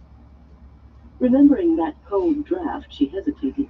The angry gust had made two large white blossoms resting in a shallow bowl curl partway closed. They came from a plant called a sagada, a fat, leafless, leathery thing that bristled with spines. She had come on Avienda looking at them in her hands that morning. The Aiel woman had given a start when she saw her, then pushed them into Egwene's hands, saying she had picked them for her. She supposed there was enough of the maiden left in Avienda that she did not want to admit liking flowers. Though, come to think of it, she had seen the occasional maiden wearing a blossom in her hair or on her coat. "You are just trying to put it off, Egwene, Alvier. Now stop being a silly woolhead. You are being as foolish as Coinda." "Lead the way," she said, and just had time to swing the woolen cloak around her nakedness before the woman swept open the tent flap for her, and for the bone-chilling night. The stars were crisp, and the three-quarter moon. The Wise One's camp was a cluster of 24 low mounds, not 100 paces from where one of Roydian's paved streets ended in hard, cracked clay and stones. Moon shadows turned the city into strange cliffs and crags. Every tent had its flaps down, and the smells of fires and cooking blended to fill the air. The other Wise Ones came here for almost daily gatherings, but they spent nights with their own sets. Several even slept in Roydian now, but not there. This was as close to the city as Bear had ever come. If Rand had not been there, doubtless she would have insisted on making camp in the mountains. Egwene held the cloak tight with both hands and walked as fast as she could. Icy tendrils curled under the cloak's bottom, swept in every time her bare legs kicked a gap open. Coinda had to pull her white robes to her knees in order to keep ahead. Egwene did not need the Gaishine's guidance, but since the woman had been sent to bring her, she would be shamed and maybe offended if not allowing to. Clenching her teeth to keep them from chattering, Egwene wished the woman would run. Sweat tent looked like any other, low and wide, with the flaps lowered all around, except that the smoke hole had been covered. Nearby, a fire had burned down to glowing embers scattered over a few rocks the size of a man's head. There was not enough light to define the much smaller shadowed mound beside the tent entrance, but she knew it was neatly folded women's clothes. Taking one deep, chilling breath, she hurriedly scuffed off her shoes, let her cloak drop, and all but dove into the tent. An instant of shuddering cold before the flap fell shut behind her, then steamy heat clamped down, squeezing out sweat that covered her in an instant sheen, while she was still gasping and shaking. The three Wise Ones who were teaching her about dream-walking sat sweating unconcernedly, their waist-length hair hanging damply. Bear was talking to Melaine, whose green-eyed beauty and red-gold hair made a sharp contrast to the older woman's leathery face and long white tresses. Amis was white-haired too, or perhaps it was just so pale a yellow that it seemed white, but she did not look old. She and Melaine could both channel, not many Wise Ones could, and she had something of the Aes Sedai look of agelessness about her. Moiraine, seeming slight and small beside the others, also looked unruffled. Her sweat rolled down her chin easily and slicked her dark hair to her scalp, with a regal refusal to acknowledge that she had no clothes on. The Wise Ones were using slim, curved pieces of bronze called styra to scrape off sweat and the day's dirt. Avienda was squatting sweatily beside the big black kettle of sooty rocks in the middle of the tent, carefully using a pair of tongs to move a last stone from a smaller kettle to the larger. That done, she sprinkled water onto the rocks from a gourd, adding to the steam. If she let the steam fall too far, she would be spoken to sharply at the very least. The next time the Wise Ones met in the sweat tent, it would be Egwene's turn to tend the rocks. Egwene cautiously sat down cross-legged next to Bear.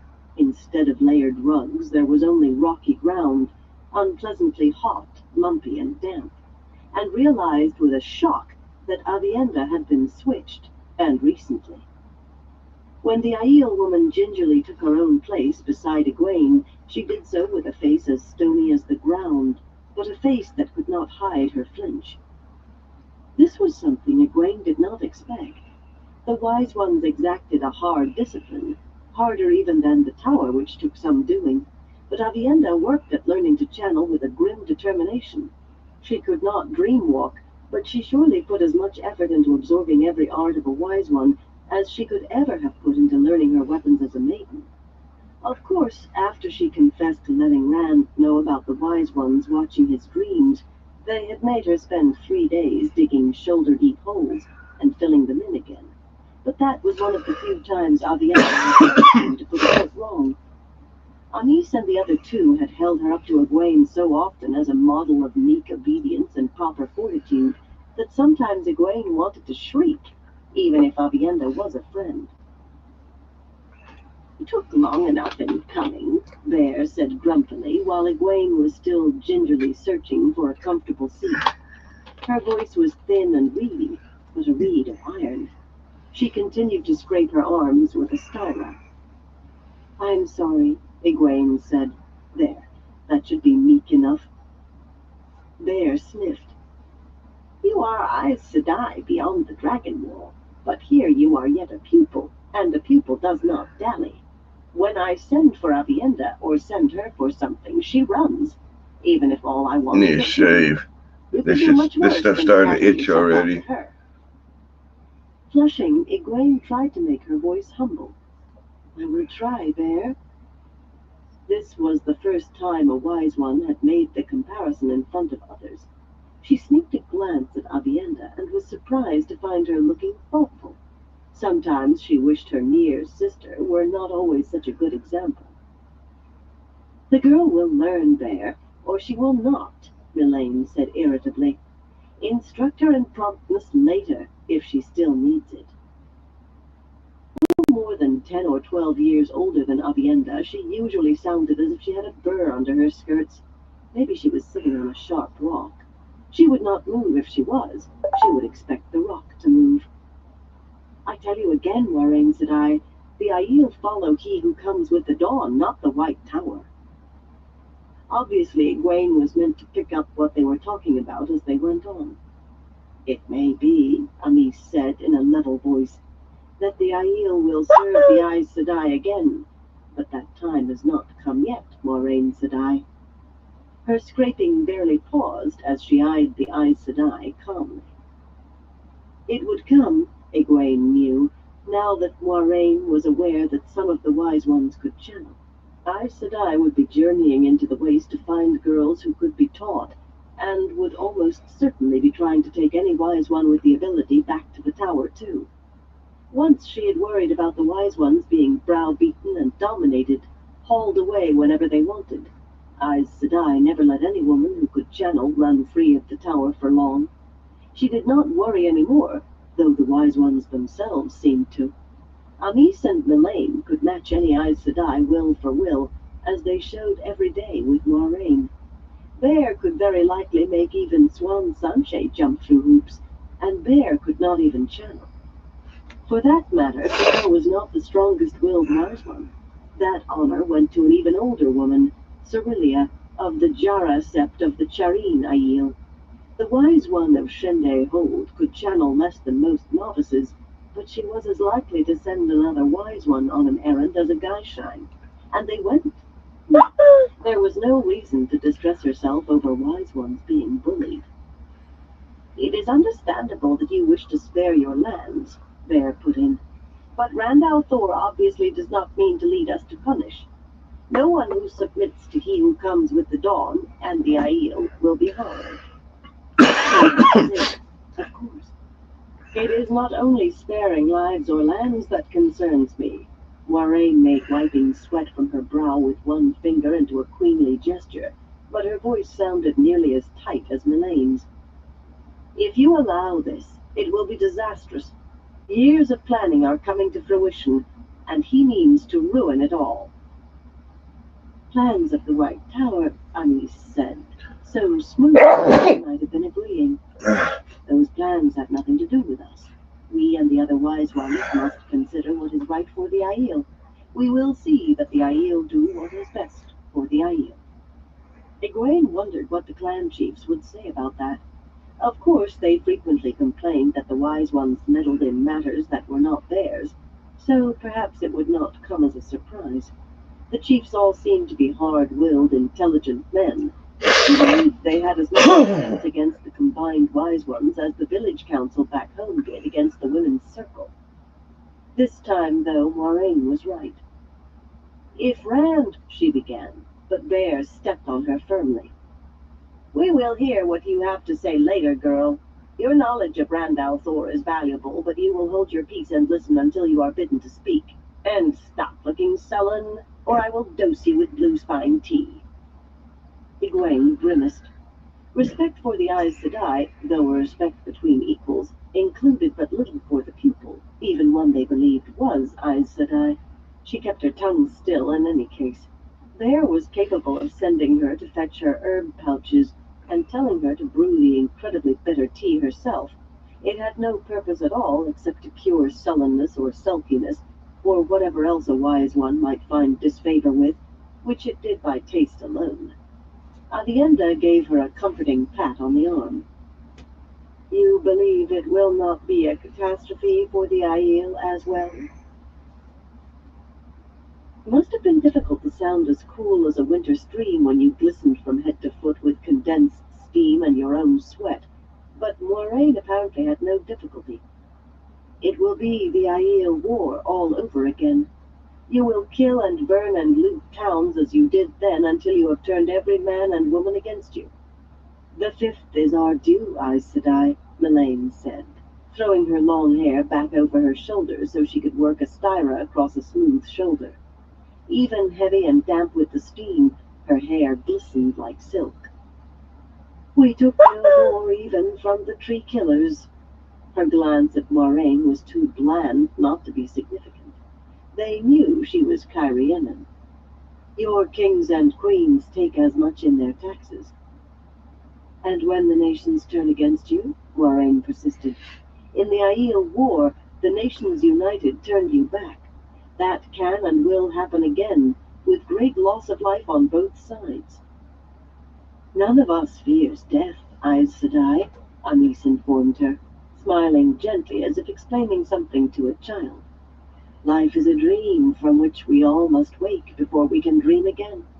Besides, only 4 clans crossed the Dragon Wall under Junduin. 6 are here already, and you say Rand al'Thor means to take all of the clans. The prophecy of Roidian says he will break us. The spark in Melaine's green eyes could have been from Moiraine, or because she was not as resigned as she sounded.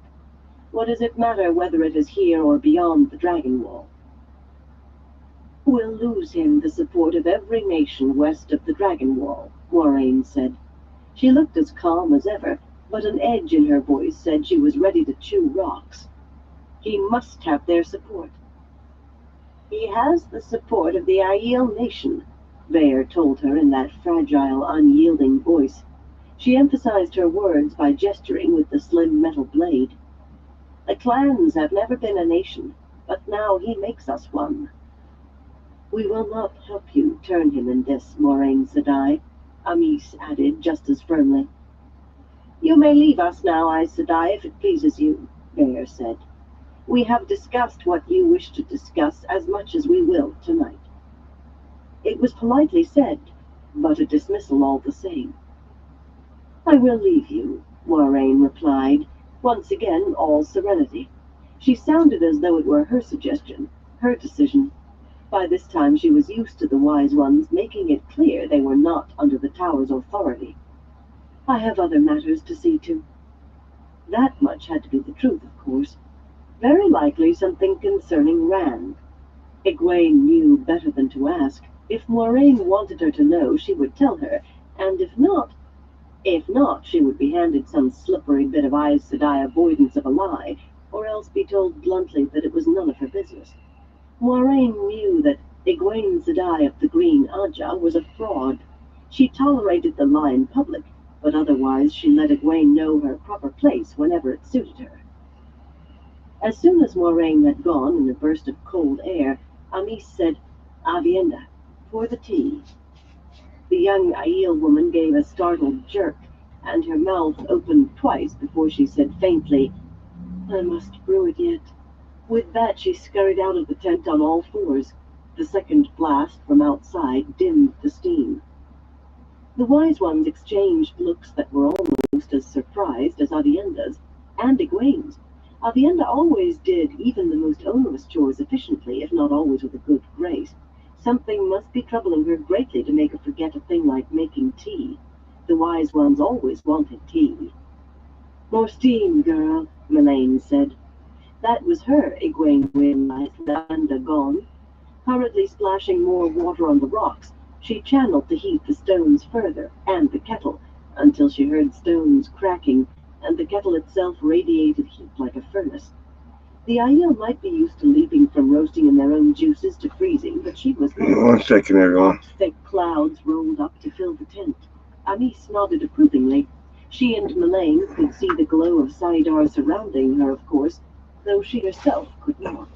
Melaine merely went on scraping with her styra. Letting go of the true source, she sat back and leaned close to Bear to whisper, "Has Avienda done something very wrong?" She did not know how Avienda would feel about it, but she saw no reason to embarrass her, even behind her back. Bear had no such compunctions. "You mean her stripes?" she said in a normal voice. "She came to me and said she had lied twice today, though she would not say to whom or about what. It was her own affair, of course, so long as she did not lie to a wise one, but she claimed her honor required that a toe must be met." "She asked you to—" Egwene gasped, but could not finish. Bear nodded as if it were not very much out of the ordinary at all. "I gave her a few extra for troubling me with it. If a G was involved, her obligation is not to me. Very likely her so-called lies were nothing anyone but a far Dar-Eyes Mai would worry about. Maidens, even former maidens, are sometimes as fussy as men." Amis gave her a flat look that was plain even in the thick steam. Like Avienda, Amis had been far Dar-Eyes Mai before becoming a wise one. Egwene had never met an Aiel who was not fussy about G or toe the way she saw it. But this, Aiel were all mad as loons. Apparently Bear had already put the matter out of her mind.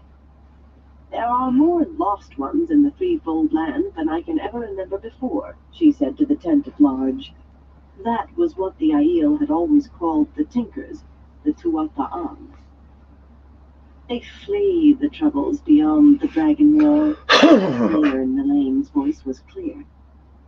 "I have heard," Amis said slowly, "that some of those who run after the bleakness have gone to the lost ones and asked to be taken in." A long silence followed. They knew now that the Tuatha'an had the same descent as themselves, that they had broken away before the Aiel crossed the spine of the world into the waste, but if anything, the knowledge had only deepened their aversion. "He brings change," Melaine whispered harshly into the steam. "I thought you were reconciled to the changes he brings," Egwene said, sympathy welling up in her voice. "It must be very hard to have your whole life stood on end." She half expected to be told to hold her tongue again, but no one did. "Reconciled," Bear said, as though tasting "Better to say we endure them as best we can. He transforms everything." Amis sounded troubled. "Roidion, the lost ones, the bleakness, and Tempest should not have been told." The wise ones, all of the Aiel for that matter, still had difficulty speaking of that. "The maidens cluster about him as though they owe more to him than to their own clans," Bear added. "For the first time ever they have allowed a man beneath the roof of the maidens." For a moment Amis looked about to say something, but whatever she knew about the inner workings of far Dar-Eyes Mai, she shared with no one but those who were or had been maidens of the spear. "Chiefs no longer listen to us as they did," Melaine muttered. "Oh, they ask our advice as always. They have not become complete fools. But Baal will no longer tell me what he has said to Randall Thor, or Randall Thor to him. He says I'm Randall Thor, who tells me to ask Baal. The Karakan I can do nothing about, but Baal, he has always been a stubborn, infuriating man, yet now he is beyond all bounds. Sometimes I want to thump his head with a stick." Anis and Bear chuckled as if that were a fine joke. Or perhaps they just wanted to laugh to forget the changes for a time. "There are only 3 things you can do with a man like that," Bear chortled. "Stay away from him, kill him, or marry him. Remains. Her sun-dark face. For a moment, Egwene thought the golden-haired wise one was about to let fly words hotter than Then a biting dust announced Avienda's return, carrying a worked silver tray holding a yellow-glazed teapot, delicate cups of golden seafolk porcelain, and a stone jar of honey. She shivered as she poured. No doubt she had not bothered to wrap anything around herself out there, and hurriedly passed around the cups and the honey. She did not fill cups for herself and Egwene until Anis told her she could, of course. More steam, Mylene said. The chill air seemed to have cooled her temper. Avienda set down her cup untouched and scrambled for the gourd, plainly trying to make up for her lapse with the tea. Egwene, Anis said, sipping her tea. How would Randall Thor take it if Avienda asked to sleep in his sleeping chamber? Avienda froze with the gourd in her hands. It is... Egwene gasped. You cannot ask her to do such a thing. You cannot. Fool girl, Bear muttered. I do not ask her. But will he think that is what she asks? Will he even allow it? Men are strange creatures at the best, and he was not raised among us, so he is stranger still. He certainly would not think any such thing, Egwene spluttered. Then more slowly, I don't think he would. But it isn't proper. It just isn't. I ask that you not require this of me, Avienda said, sounding more humble than Egwene would have believed she could. She was sprinkling water in jerky motions, sending up increasing clouds of steam. I have been learning a great deal the past days, not having to spend time with him. Since you have allowed Egwene and Moiraine Sedai to help me with channeling, I learn even faster. Not that they teach any better than you, of course, she added hastily, but I want very much to learn. We'll still learn, Mylene told her. You will not have to stay every hour with him. As long as you apply yourself, your lessons will not be much slowed. You do not study while you sleep. I cannot, Avienda mumbled, head down over the water gourd. More firmly. Will. Her head came up and her blue-green fire. I will not be there when he signs that flip-skirt Isendra to his blankets again. Egwene gaped at her. Isendra? She had seen, and heartily disapproved of, the scandalous way the maidens kept the woman naked. But this... You can't really mean he... Be silent, Bear snapped like a whip. Her blue-eyed stare could have chipped stone. Both of you. You are both young, but even the maidens should know men can be fools, especially when they are not attached to a woman who can guide them. I am glad, Anis said dryly, to see you no longer hold your emotions so tightly, Avienda. Maidens are as foolish as men when it comes to that. I remember it well, and it embarrasses me still. Letting emotions go clouds judgment for a moment, but holding them in clouds it always. Just be sure you do not release them too often, or when it is best to keep control of them. Mylene leaned forward on her hands until it seemed the sweat dripping from her face must fall on the hot kettle. You know your fate, Avienda. You will be a wise one of great strength and great authority, and more besides. You already have a strength in you. It saw you through your first test, and it will see you through this. My honor, Avienda said hoarsely, then swallowed, unable to go on. She crouched there, huddling around the gourd as if it contained the honor she wanted to protect. Pattern does not see Jiito, Bear told her, with only a hint of sympathy, if that. Only what must and will be. Men and maidens struggle against fate even when it is clear the pattern weaves on despite their struggles. But you are no longer far Darai-Smai. You must learn to ride fate. Only by surrendering to the pattern can you begin to have some control over the course of your own life. If you fight, the pattern will still force you, and you will find only misery where you might have found contentment instead. To Egwene, that sounded very much like what she had been taught concerning the One Power. To control Saidar, you first had to surrender to it. Fight, and it would come wildly or overwhelm you. Surrender, and guide it gently, and it did as you wished. But that did not explain why they wanted Avienda to do this thing. She asked as much, adding again, "It is not proper." Instead of answering, Amis said, "Will Randall Thor refuse to allow her? We cannot force him." Bear and Melaine were looking at Egwene as intently as Amis. They were not going to tell her why. It was easier to make a stone talk than to get something out of a wise one against her will. Avienda was studying her toes in sulky resignation. She knew the wise ones would get what they wanted, one way or another. "I don't know," Egwene said slowly. "I do not know him as well as I used to." She regretted that, but so much had happened, quite aside from her realizing that she did not love him as more than a brother. Her training, in the tower as well as here, had changed things just as much as him being who he had become. "If you give him a good reason, perhaps. I think he likes Avienda." Young Aiel woman heaved a heavy sigh without looking up. "A good reason?" Bear snorted. "When I was a girl, any man would have been overjoyed to have a young woman show that much interest in him. He would have gone to pick the flowers for her bridal wreath himself." Avienda started and glared at the wise ones with some of her old spirit. "Well, we will find a reason even someone raised in the wetlands can accept." "It is several nights before your agreed meeting in Tel Iran Riyadh," Amis said, "with Nynaeve this time." "That one could learn much," Bear put in, "if she were not so stubborn." "Your nights are free until then," Melaine said.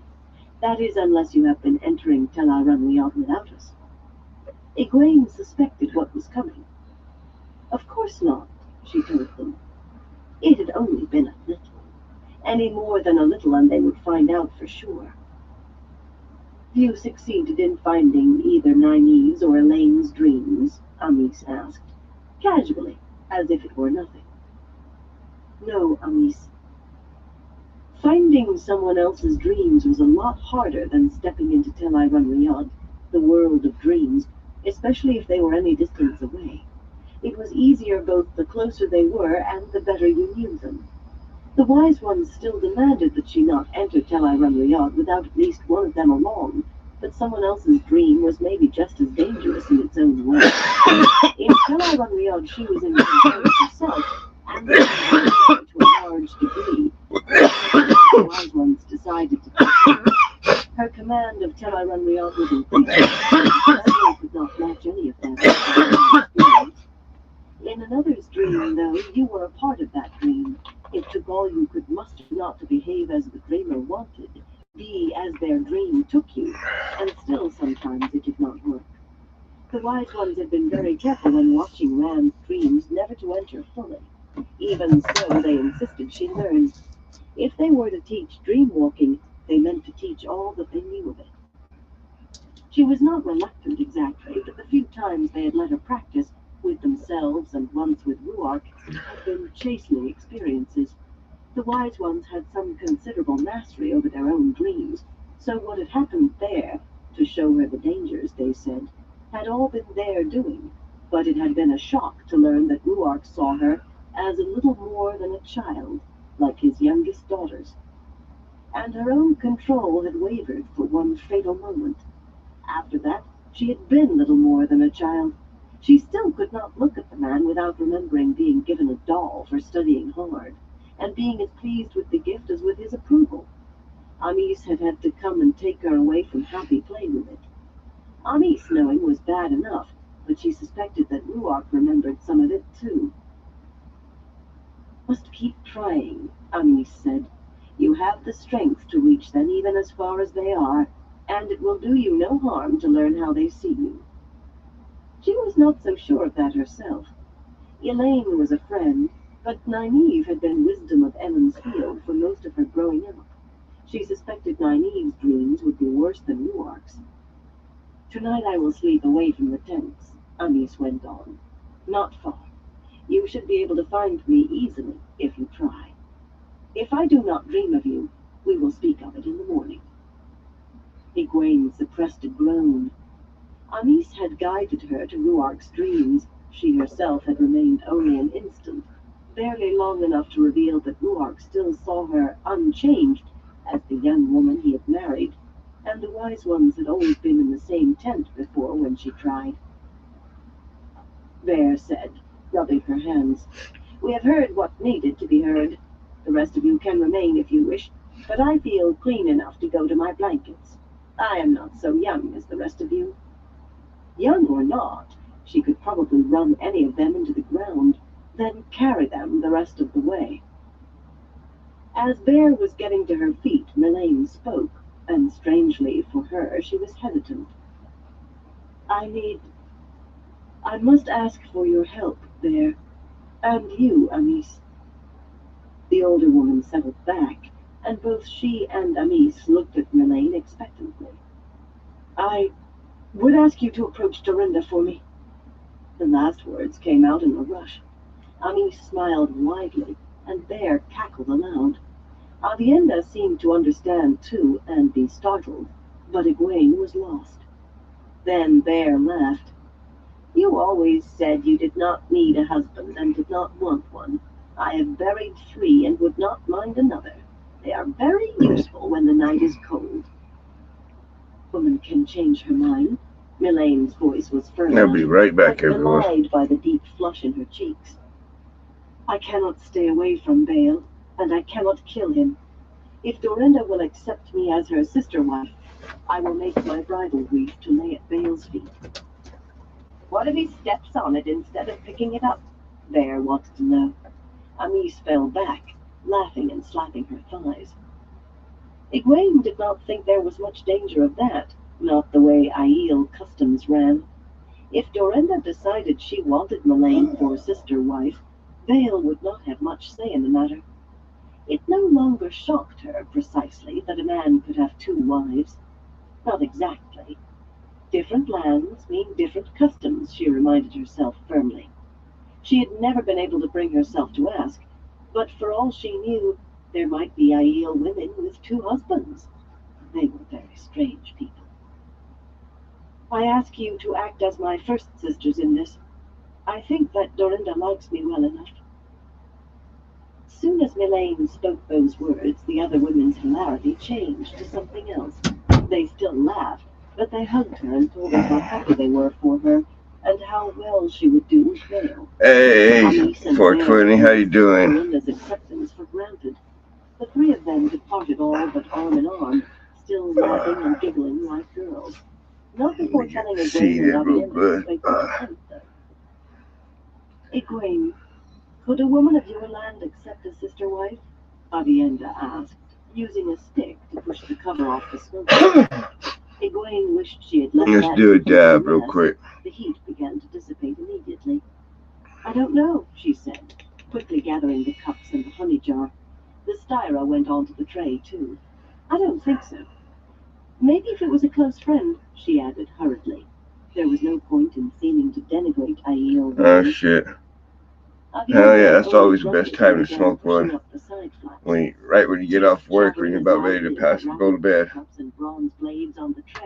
If I seem distracted too, I have a movie going. Unhurriedly, as though this were a balmy night and they in sleeping chambers in some hold.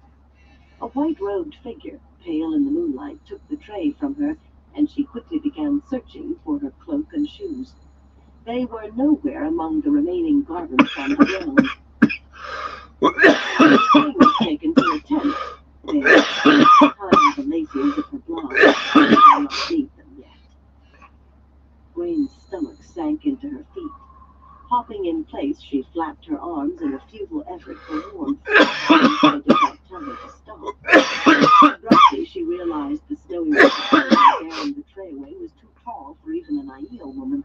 Gritting her teeth, she glared at the wise ones, who seemed not to care if she froze to death jumping up and down. To the Aiel women, it might not matter that a man had seen them with no clothes on, at least if he was a Gaishan, but it did to her. In a moment, Avienda joined them. and seeing her leaping about, merely stood there without any effort to find her own garments. She showed no more effect of the cold than the wise ones. Now, Bear said, settling her shawl on her shoulders, you, Avienda, are not only stubborn as a man, you cannot remember a simple task you have done many times. You, Egwene, are just as stubborn, and you still think you can linger in your tent when you are stubborn. Let us hope running around the camp will temper your stubbornness in your minds and remind you to stand or do a chore. Off with you. Without a word, Avienda immediately began loping toward the edge of the camp, easily dodging dark-shrouded tent ropes. Egwene hesitated only a moment before following. The Aiel woman kept her pace down so she could catch up. The night air froze her, and the cracked stony clay underfoot was just as cold, and tried to catch her toes besides. Avienda ran with effortless ease. As they reached the last tent and turned southward, Avienda said, do you know why I study so hard? Neither the cold nor running had made an impression on her voice. Egwene was shivering so hard she could barely speak. No. Why? Because Bear and the others always point to you and tell me how easily you learn, how you never have to have something twice. They say I ought to be more like you. She gave Egwene a sidelong glance, and Egwene found herself sharing a giggle as they ran. That is part of the reason. The things I'm learning to do. Avienda shook her head, wonderment plain even by moonlight. And the power itself. I've never felt like that. So alive. I can smell the faintest scent, feel the slightest stir in the air. It is dangerous to hold on too long or too much, Egwene said. Running did seem to warm her a little, though now and again a shudder ran through her. I've told you that, and I know the wise ones have too.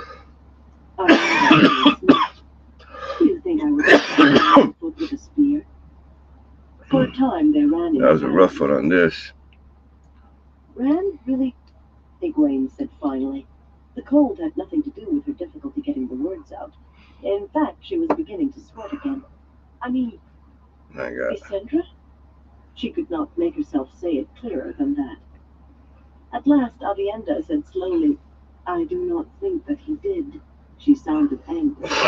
But why would she ignore switchings if he has shown no interest in her? She is a milk-hearted wetlander who waits for men to come to her. I saw how he looked at her, though he tried to hide it. He enjoyed looking at her. Egwene wondered if her friend ever thought of her as a milk-hearted wetlander. Probably not, or they would not be friends. But Avienda had never learned to worry if what she said might hurt someone. She would probably be surprised to learn that Egwene could even think of being hurt. May the maidens make her dress, Egwene admitted reluctantly. Any lad This one's a nice little reminded that 3 she grammer. herself was in the open without any clothes. She stumbled and Definitely, as she looked around anxiously. kicks you in the The chest. tent was empty as far as she could make out. Even the wise ones were already back in their tents, warm in their blankets. She was sweating, but the beads seemed to want to freeze as soon as they appeared. He belongs to Elaine, Avienda said fiercely. I admit I don't know your customs fully, but ours are not the same as yours. He is not betrothed to Elaine. Why am I defending him? He's the one who ought to be switched. But honesty made her go on. Even you Aiel men have the right to say no if they're asked. You and she are near sisters, as you and I are, Avienda protested, slowing a step before picking it up again. Did you not ask me to look after him for her? Do you not want her to have him? Of course I do. If he wants her. That was not exactly true. She wanted Elaine as long as she could, in love with the dragon reborn as she was, and she would do everything short of tying Rand hand and foot to see that Elaine got what she wanted. Maybe not far short of that, if need be. Admitting it was another thing. Aiel women were far more forward than she could ever make herself be. It would not be right otherwise. He belongs to her, Avienda said determinedly. Egwene sighed. Avienda simply did not want to understand any customs but her own. The Aiel woman was still shocked that Elaine would not ask Rand to marry her. that a man could ask that question. I'm sure the wise ones will have reason tomorrow. They can't make you sleep in a man's bedchamber. The other woman looked at her in clear surprise. For a moment her grace left her, and she stubbed a toe on the uneven ground. The mishap brought a few curses that would have made even Kader's wagon drivers listen with interest, and made Bear reach for the blue spine. But she did not stop running. I do not understand why that upsets you so, she said, when the last curse died. I have slept next to a man many times on raids, even sharing blankets for warmth if the night was very cold, but it disturbs you that I will sleep within 10 feet of him. Is this part of your customs? I have noticed you will not bathe in the sweat tent with men. Do you not trust Randall Thorne? Or is it me you do not trust? Her voice had sunk to a concerned whisper by the end. Of course I trust you, Egwene protested heatedly. And him. It's just that... She trailed off, uncertain how to go on. Aiel notions of propriety were sometimes stricter than what she had grown up with, but in other ways they would have had the women circle back home trying to decide whether to faint or reach for a stout stick. Avienda, if your honor is involved somehow... This was touchy ground. Surely, if you explain to the wise ones, they will not make you go against your honor. There is nothing to explain, the other woman said flatly. I know I don't understand G.E.T.O., Egwene began, and Avienda laughed. You say you do not understand it, Aes Sedai, yet you show that you live by it. Egwene regretted maintaining that lie with her. It had been hard work to get Avienda to call her simply Egwene, and sometimes she slipped back, but it had to be kept with everyone if it was to hold with anyone. You are Aes Sedai, strong enough in the power to overcome Amis and Melaine together, Avienda continued. But you said that you would obey, so you scrub pots when they say scrub pots, and you run when they say run. You may not know G.E.T.O., but you follow it. It was not the same thing at all, of course. She gritted her teeth and did as she was told, because that was the only way to learn dream walking, and she wanted to learn everything, more than anything else she could imagine. To even think that she could live by this foolish G.E.T.O. was simply silly. She did what she had to do, and only when and because she had to. They were coming back to where they had begun. As her foot hit the spot, Egwene said, That's one, and ran on through the darkness with no one to see but Avienda. No one to say whether she went back to her tent right then. Avienda would not have told, but it never occurred to Egwene to stop short of the 50. Chapter 6. Gateways. And woke in total darkness and lay there beneath his blankets trying to think of what had wakened him. It had been something, not the dream. He had been teaching Avienda how to swim, in a pond in the Waterwood, back home in the Two Rivers. Something else. Then it came again, like a faint whiff of a foul miasma creeping under the floor. Not a smell at all, really. A sense of otherness. But that was how it felt. Rank, like something dead a week in stagnant water. It faded again, but not all the way this time. Tossing aside his blankets, he stood up, wrapping himself in sardine. Inside the void, filled with the power, he could feel his body shiver. The cold seemed in another place from where he was. Cautiously, he pulled open the door and stepped out. Arched windows at either end of the corridor let in falls of moonlight. After the pitch black of his room, it was nearly like day. Nothing moved, but he could feel something coming closer. Something evil. It felt like the taint that roared through him on the power. One hand went to his coat pocket, to the small carved figure of a round little man holding a sword across his knees. An Angreal. With that he could channel more of the power than even he could safely handle unaided. He thought it would not be necessary. Whoever had sent this attack against him did not know who they were dealing with now. They should never have let him wake. For a moment he hesitated. He could take the fight to whatever had been sent against him, but he thought it was still below him, down where the maidens were still sleeping by the silence. With luck, it would not bother them, unless he rushed down to battle it in their midst. That would surely wake them, and they would not stand by and watch. Lan said that you should choose your ground if you could, and make your enemy come to you. Violet raised the thud of his boots up the nearest curving stairway, on upward until he reached the top floor. The highest level of the building was one large chamber, with a slightly domed ceiling and scattered thin columns fluted in spirals. Glassless arched windows all around flooded every corner with moonlight.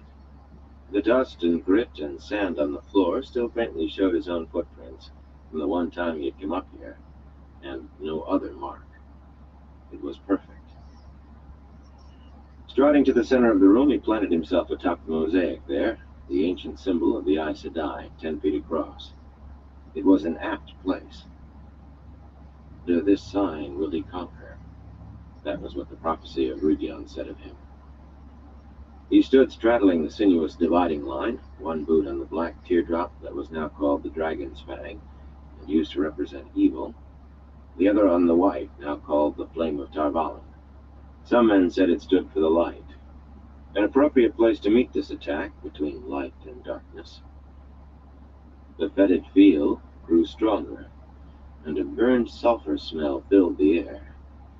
Suddenly things moved, slinking away from the stairs like moon shadows, along the outside of the room. Slowly they resolved into 3 black dogs, darker than night and big as ponies. Eyes shining silver, they circled him warily. With the power in him, he could hear their hearts beat, like deep drums pounding. He could not hear them breathe, though. Perhaps they did not. He channeled, and a sword was in his hands, its slightly curving heron-marked blade seeming hammered out of fire. He had expected Murdraw, or something even worse than the eyeless. But for dogs, even shadow-spawn dogs, the sword would be enough. Whoever had sent them did not know him. Lan said he had very nearly reached the level of a blade master now, and the warder was sparing enough with praise to make him think he might have passed on to that level already. With snarls like bones being ground to dust, the dogs hurtled at him from 3 sides, faster than galloping horses.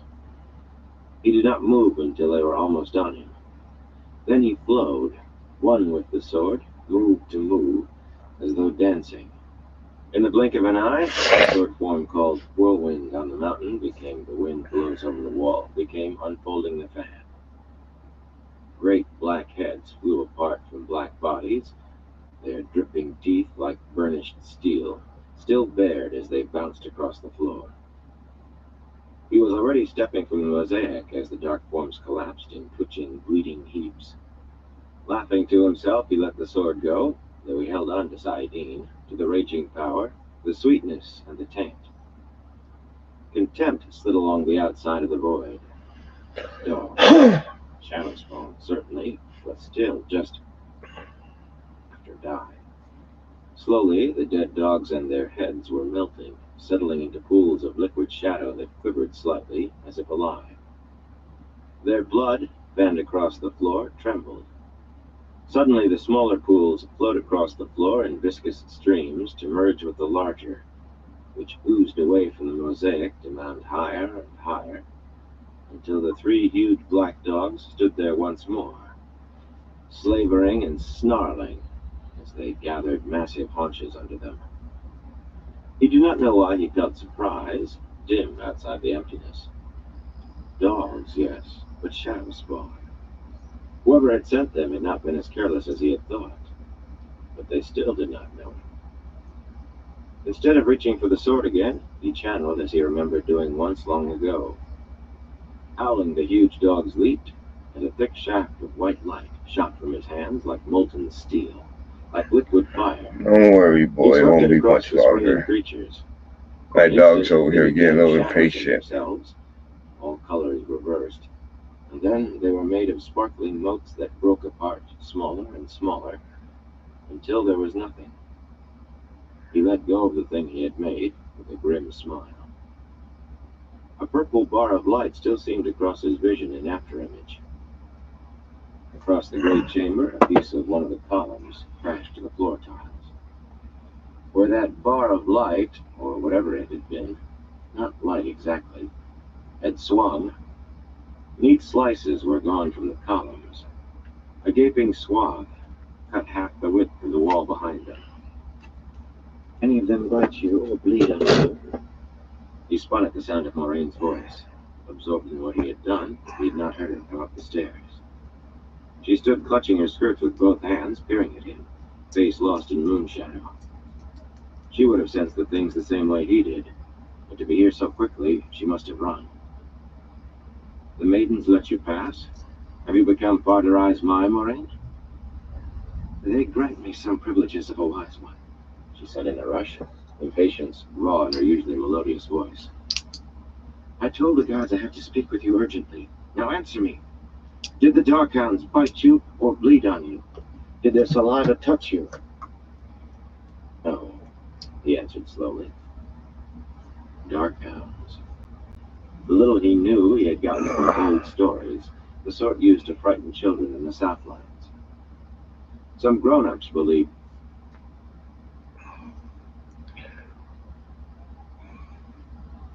Alright, everyone, I'm going to call into this live for. Excuse me for tonight. I want to thank everyone for stopping by. Everyone keep stopping by. I appreciate all y'all support. Till next time, everyone. Y'all stay safe.